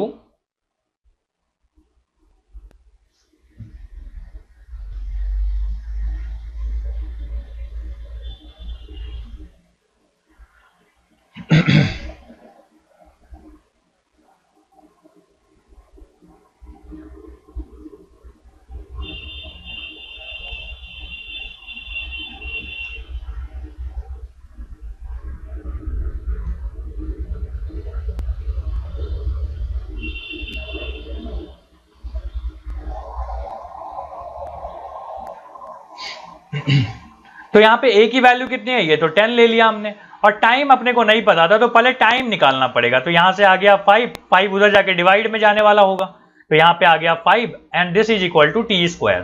तो यहां पे आएगा कट होके 16, so t square is equal to 16, so t is equal to क्या आएगा +-4 आएगा। क्योंकि टाइम निगेटिव होता नहीं है तो हम यहाँ पे क्या बोलेंगे कि time is equal to 4 second. क्या यहां तक आपको बात समझ में आ गई? अगर आपको टाइम मिल चुका है तो क्या हम यहाँ पे, टाइम ही आपसे पहला बार में पूछा था बाय द वे, तो पहला तो हो गया यहाँ पे सॉल्व। अब यहाँ पे सेकंड पार्ट सॉल्व करता हूं। सेकंड पार्ट में क्या बोलता है कि velocity with which it hit the strike the ground. तो फाइनल वेलोसिटी चाहिए, तो v is equal to u plus 80 लगा दो। तो फाइनल वेलोसिटी नहीं पता, u तो 0 था, a की वैल्यू 10 लेंगे एंड टाइम हमको मिल चुका है 4, तो वेलोसिटी आ जाएगी 40 मीटर पर सेकेंड। तो ये हो गया इसका सेकेंड पार्ट यहाँ पे सॉल्व। Question number 3 done. चलते हैं अब क्वेश्चन नंबर 4 पे। अब देखो यहाँ पे नेक्स्ट क्वेश्चन अपना क्या बोला हुआ है ना कि a ball is thrown vertically upward. Ball को ना नीचे से ऊपर की तरफ फेंका हुआ है, ठीक है ऐसे। तो यहां पे जाके शायद रुक जाएगा सबसे मैक्सिमम पॉइंट पे जाके। और उसकी इनिशियल वेलोसिटी कितनी दी हुई है? इनिशियल वेलोसिटी है 30 मीटर पर सेकेंड। और जब वो मैक्सिमम हाइट तक पहुंचेगा ना तो वहां जाके रुकेगा थोड़ा देर, तो ये फाइनल वेलोसिटी क्या हो गई? 0 मीटर पर सेकेंड। बोलता है कि चूंकि वो ऊपर जा रहा है तो एक्सीलरेशन की वैल्यू माइनस में जी लेना चाहिए, और जी की वैल्यू क्या बोला है कि 10 लेने के लिए तो -10 मीटर पर सेकेंड स्क्वायर आप बोल सकते हो।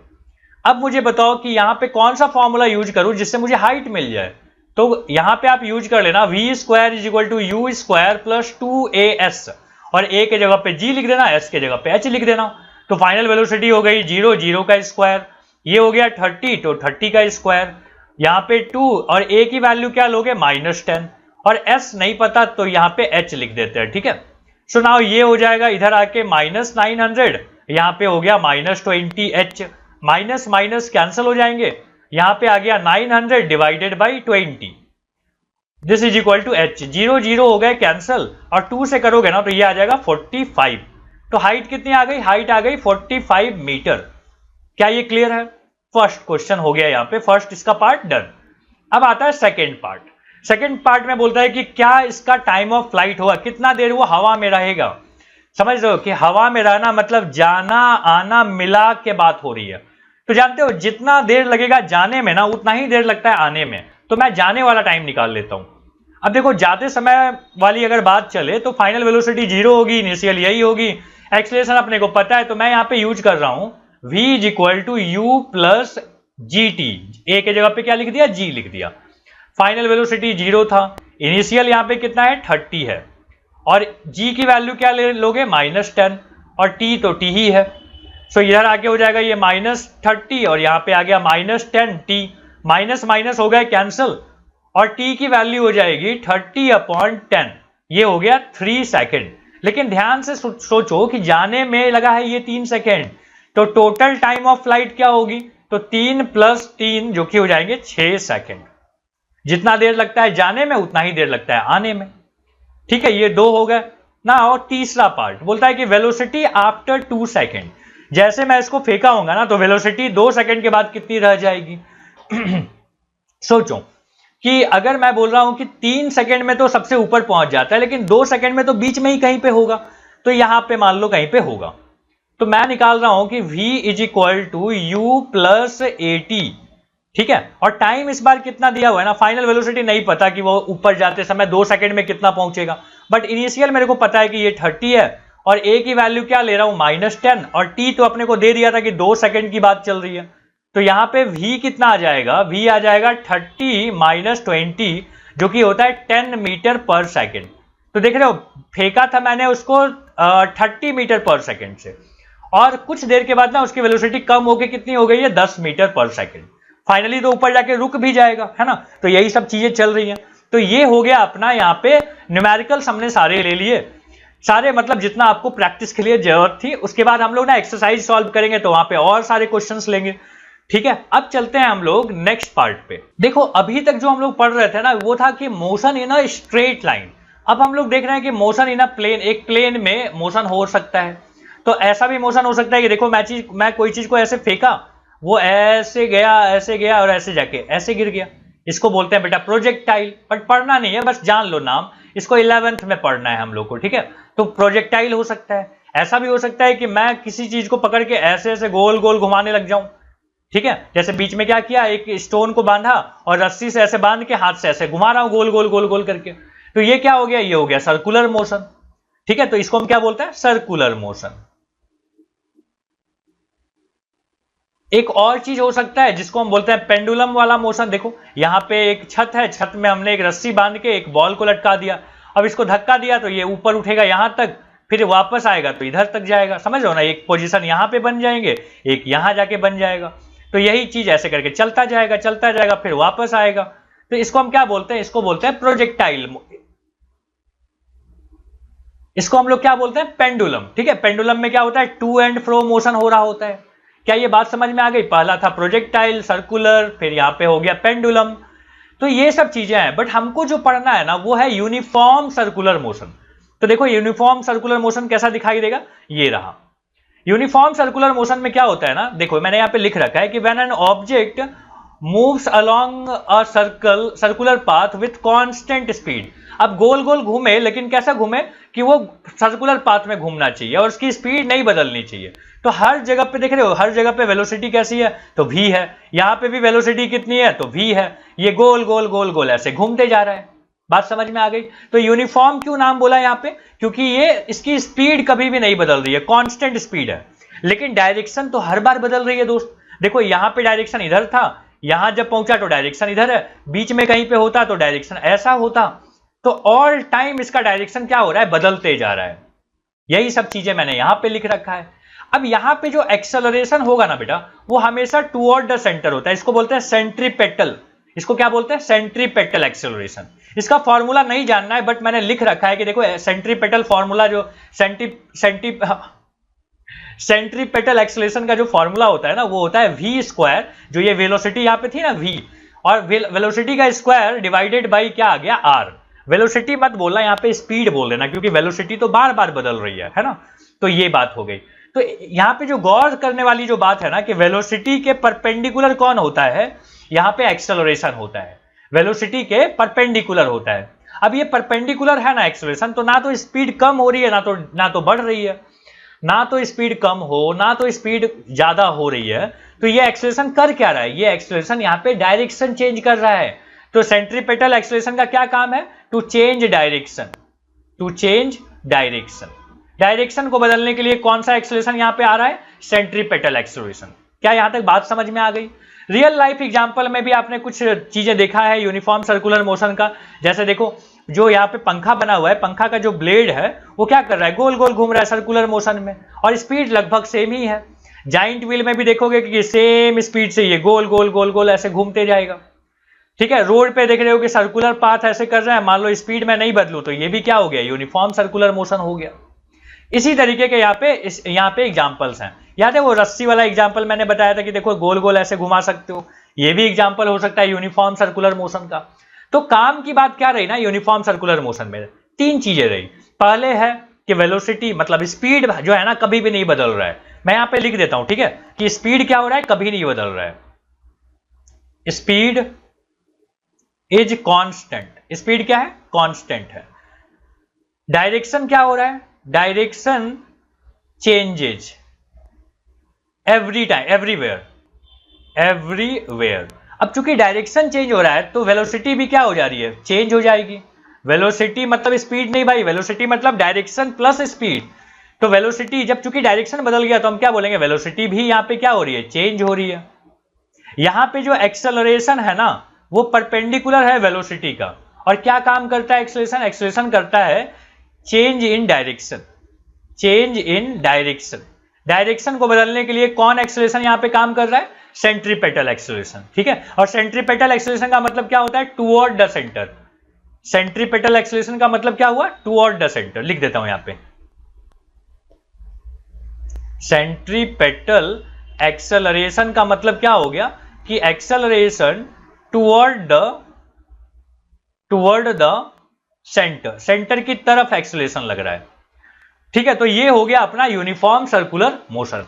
और यहां पे इसी के साथ ये लेक्चर यहां पे कंप्लीट होता है। उम्मीद है कि आपको पूरा का पूरा मोशन चैप्टर आपने यहां पे सीखा, यहां पे एक एक क्वेश्चन यहां पे सॉल्व किया।